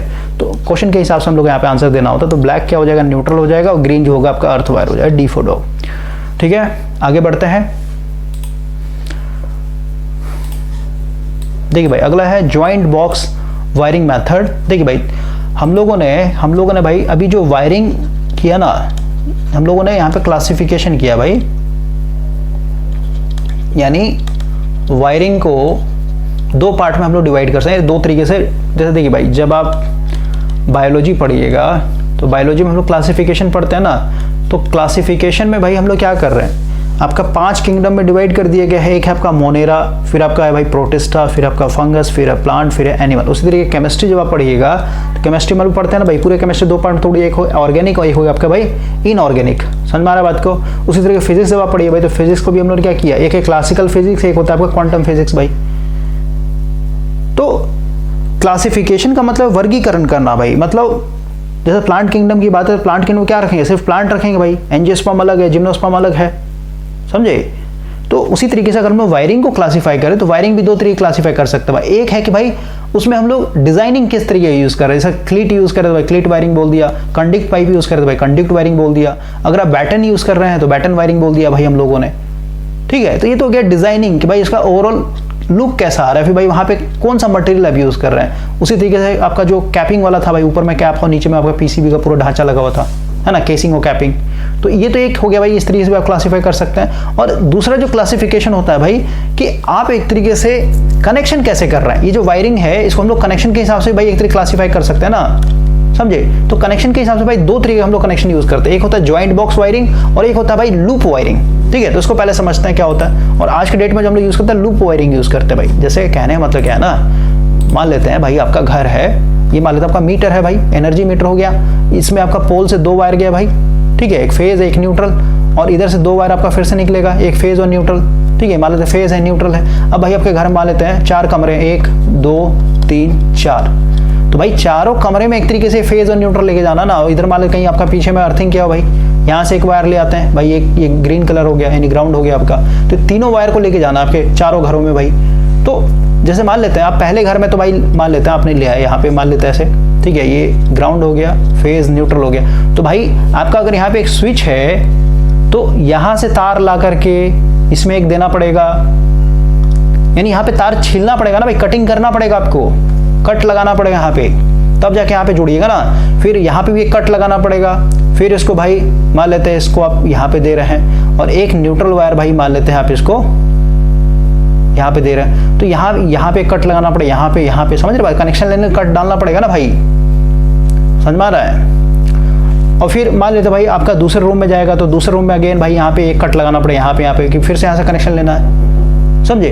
तो ये जो ज्वाइंट बॉक्स वायरिंग है ना, इसमें क्या करना पड़ता है भाई, हम लोग को कट लगाना पड़ता है, ठीक है, कट लगा के यहाँ पे जोड़ना पड़ता है। कट ना लगा के हम लोग क्या करते हैं, यहाँ पे बॉक्स यूज करते हैं भाई, ठीक है। कैसा होता है उसका हम लोग पहले फोटो देखते हैं, आई होप कि आपको ये समझ में आ रहा होगा, क्योंकि भाई कुछ लोग जो है ना प्रैक्टिकल लाइफ से कनेक्टेड नहीं होते हैं और सोचते हैं भाई मैं इंजीनियरिंग सीख लूंगा, है ना, कभी करते नहीं भाई घरों में या फिर भाई जो भी है, तो उनको नहीं समझ में आता भाई। अब देखिए आपका जो है यहाँ पे भाई डायग्राम देखते हैं, यहाँ पे डायग्राम का बड़ा दिक्कत हो रहा है, सारा का सारा डायग्राम मैंने अटैच किया था, सारा का सारा गायब हो गया ऐसा लग रहा है। देखिए भाई ये है आपका ज्वाइंट बॉक्स वायरिंग। तो आप देखिए यहाँ से मेरा मेन वायर गया, यहाँ पे 2 ही वायर दिखाया गया, फेज और न्यूट्रल, ठीक है, हमारे तो फेज है भाई और ये मेरा न्यूट्रल है। तो एक कट यहाँ पे लगाया भाई और इसको ले आया यहाँ पे नीचे, और ये न्यूट्रल, इसको फेज मानिए क्योंकि स्विच यहाँ पे लगाना, इसको फेज बनाइए, ये फेज है मेरा, इसको न्यूट्रल बनाइए, ठीक है। तो एक स्विच यहाँ पे लगा दिया और फिर देखिए एक यहाँ से कट लगा गई, ये सारे जो ऐसा सर्कल दिखाया ना, इसी को हम लोग ज्वाइंट बॉक्स बोलते हैं भाई। ये बॉक्स होता है एक तरीके नट बोल्ट लगा होता है, उसी से घुसा के तार जो है ना कनेक्शन लेना होता है हम लोग को, समझ में आया। तो इस तरीके से भाई ये मेन एक लाइन वायर आ गया, और यहाँ भाई मेरा इक्विपमेंट है भाई, मान लेते लाइट 1 लगा, यहाँ पे बल्ब लगा एक तरीके से, जैसे स्विच क्लोज करेंगे तो भाई सर्किट कंप्लीट हो गया इस तरीके से, समझे। फिर दूसरा बल्ब जलाने को फिर से देखिए यहाँ से कट किया है, ठीक है, और एक कनेक्शन यहाँ से कट करके लिया भाई। आई होप कि आपको क्लियर हो गया ज्वाइंट बॉक्स क्या होता है। सो और ज्वाइंट बॉक्स अगर मैं फोटो दिखाऊँ ना आपको, ज्वाइंट बॉक्स का फोटो दिखाता हूँ, डायरेक्ट देखते भाई नेट पे,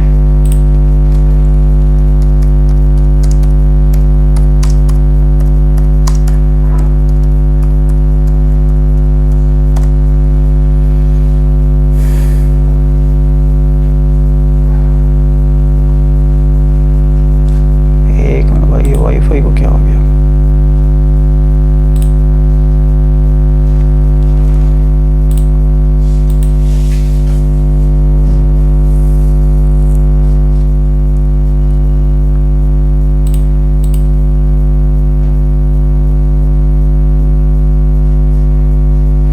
देखिए भाई कुछ इस तरीके का आपके ना बॉक्स होते हैं, देखिए इस तरीके के बॉक्स होते हैं, यहाँ से कनेक्शन लेना होता है हम लोग को, ठीक है। तो बहुत बड़े बड़े हैं, सिंपल देखिए, सिंपल कुछ इस तरीके का होता है, ठीक है, इस तरीके का बॉक्स होता है भाई कनेक्शन लेने के लिए, दिख रहा है ना आपको, यहाँ पे लगे हुए हैं, स्क्रू ढीला कीजिए, वहाँ पे ले करके आप बाहर निकाल सकते हैं वायर को, तो उसको बोलते हैं ज्वाइंट बॉक्स भाई।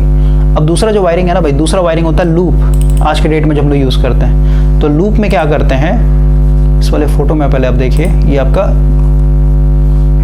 लूप बनाया जाता है भाई। लूप क्या है कि भाई इस बार हम लोग वायर को कटवट नहीं करेंगे, हम लोग का भाई मान लेते हैं ये एक फेज वायर है, इसको डायरेक्ट क्या करेंगे, स्विच के पास लेके आएंगे, ठीक है, स्विच के पास एक तरीके कट करके यहाँ से कनेक्शन ले लेंगे, और ये फिर बाहर आपका जाएगा और ये फिर आगे जाएगा भाई इस तरीके से, ठीक है, दूसरे स्विच में जाएगा, ठीक है। फिर यहाँ से भाई इससे सर्किट कंप्लीट हो तो ऐसे जाएगा। तो अब देखिए लूप कैसे बनता है, यहाँ पे लाइट लगा होता है, पहले एक का देखिए आप, यहाँ से भाई आ गया मेरा एक फेज वायर, यहाँ पहुँच गया, और यहाँ से भाई मेरा आ गया एक न्यूट्रल वायर, ठीक है, ये न्यूट्रल वायर है भाई मेरा, ठीक है, और इसको यहाँ से ला के ऐसे ला रहे हैं हम लोग, समझ में आया। तो जब स्विच सटेगा तो भाई ये सर्किट कंप्लीट हो जाए, यहाँ पे जो बल्ब लगा ये जल जाएगा भाई, ये बल्ब है मेरा, ठीक है। तो अब देखिए ध्यान से, एक बल्ब को हम लोगों ने जला लिया भाई। अब यहीं से क्या करते हैं, यहीं से करते भाई, जो ये जो फेज वायर आ रहा था ना यहाँ पे भाई ये कनेक्शन ले लिया, अब इसको यहीं से फिर लूप बना के ये आगे लेके जाएंगे भाई, आगे जाएगा हम लोग के सिस्टम में। फिर यहाँ पे दूसरा स्विच है तो भाई दूसरे स्विच के लिए यहाँ पे थोड़ा कटिंग करेंगे और यहाँ पे स्विच लगा देंगे और फिर से लूप बना करके, मतलब ये तो न्यूट्रल वायर हो गया ना, मतलब यहाँ से देखिए यहाँ से फिर से लूप बन के आगे जाएगा। ठीक है भाई, यहाँ से फिर से निकाल लीजिए और आगे आगे भेज दीजिए इसको। और उसी तरह न्यूट्रल में भी देखिए, न्यूट्रल का भाई यहाँ पे वायर लाया, यहाँ पे एक जोड़ दिया, मतलब इसको यहाँ पे लाके ऐसे जोड़ दिया यहाँ पे स्विच, और यहीं से न्यूट्रल को क्या कर दिया यहाँ पे लूप बना के आगे लेके चले गए भाई, समझ में आया। और फिर एक यहाँ पे कनेक्शन आ गया, ठीक है, यहाँ पे कनेक्शन आ गया ना, तो यहीं से फिर एक क्या कीजिए, यहीं से एक बाहर लेकर आगे जाइए भाई, तो ये मेरा फिर से फेज है, ये न्यूट्रल है। तो इस तरीके से चलते रहता है भाई, लूप बनते रहते हैं, ठीक है ना। तो आपके घर में जो होता है ना ये लूप वायरिंग होता है भाई, इस तरीके से हम लोग करते हैं।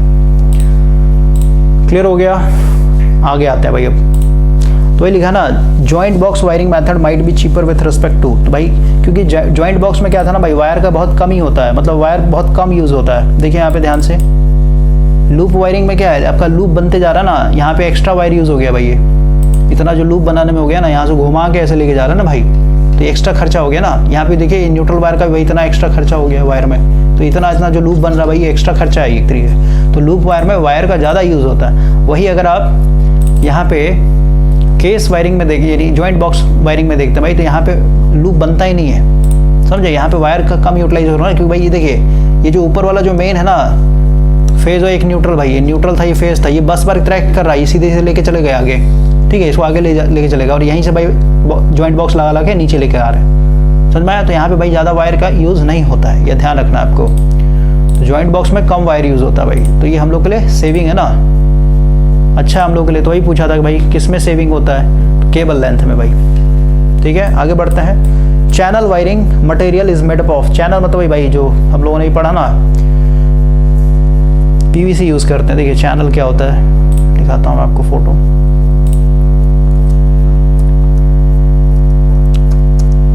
तो वायर को ले जाने के लिए जो है ना,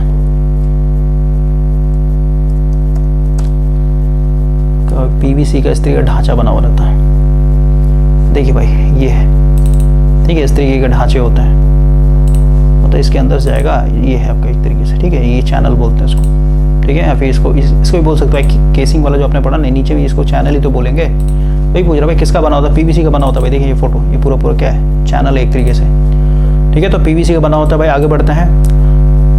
dash wiring are use to draw TRS cable और टीक वुड, तो टीक वुड मतलब सागवान की लकड़ी पे जो हम लोग करते हैं उसको क्या बोलते हैं, बैटन बोलते हैं ना भाई, बैटन यूज करते हैं भाई। ये batten wiring is use to draw TRS cable, TRS मतलब टफ रबर सीट होता है भाई, ठीक है। वही है कि भाई बैटन क्या है, a long flat strip of would, ठीक है, स्क्वायर शेप का होता है, ठीक ना भाई, टिम्बर का होता है। अगला पढ़ते हैं।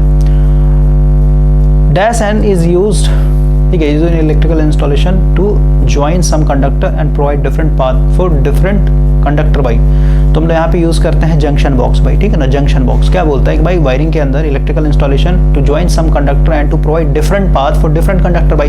तो इसी को तो हम लोग जंक्शन बोल रहे हैं ना, क्योंकि जंक्शन से ही क्या होता है, आगे के लिए हम लोग भेजते भाई। देखिए यहाँ पे मैंने खोल के दिखाया था ना एक जंक्शन को, देखिए इस वायर के अंदर है ना भाई, ऊपर से वायर आ रहा है, इधर से भी आ रहा है, इधर से भी आ रहा है, नीचे भी जा रहा है भाई, ठीक है। तो जंक्शन है भाई हम लोग का, और ये कुछ इस तरीके का पैक रहेगा आपका, ठीक है, इस तरीके फिर ऊपर में कवर लगा देते हैं, ये घर में भी होगा। तो ये भाई हम लोग इसको जंक्शन बॉक्स बोलते हैं। आगे बढ़ते हैं। अब ज्वाइंट बॉक्स अलग था, जंक्शन बॉक्स अलग है भाई, ध्यान रखना आपको।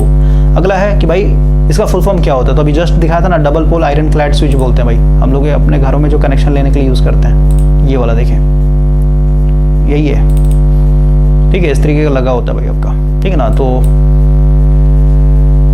अभी तो भाई सब हम लोग एमसीबी ये सब यूज करते हैं, पुराना वायरिंग है भाई, ठीक है ना। पुराना वायरिंग में आपको इस तरीके देखना मिलता है, ठीक है। किटकैट फ्यूज हो गया, इधर आपका ये मोटर का आपका स्टार्टर लगा हुआ है, ठीक है। तो इसी को बोलते हैं हम लोग, और इसी का फुल फॉर्म पूछा था आपसे। देखिए फिर से ओपन करते हैं पेज। तो फर्स्ट लेक्चर भाई थोड़ा सा लंबा जाएगा आपका, क्योंकि अभी तो हम लोग फाउंडेशन बना रहे हैं ना भाई, फाउंडेशन में टाइम लगेगा, ठीक है।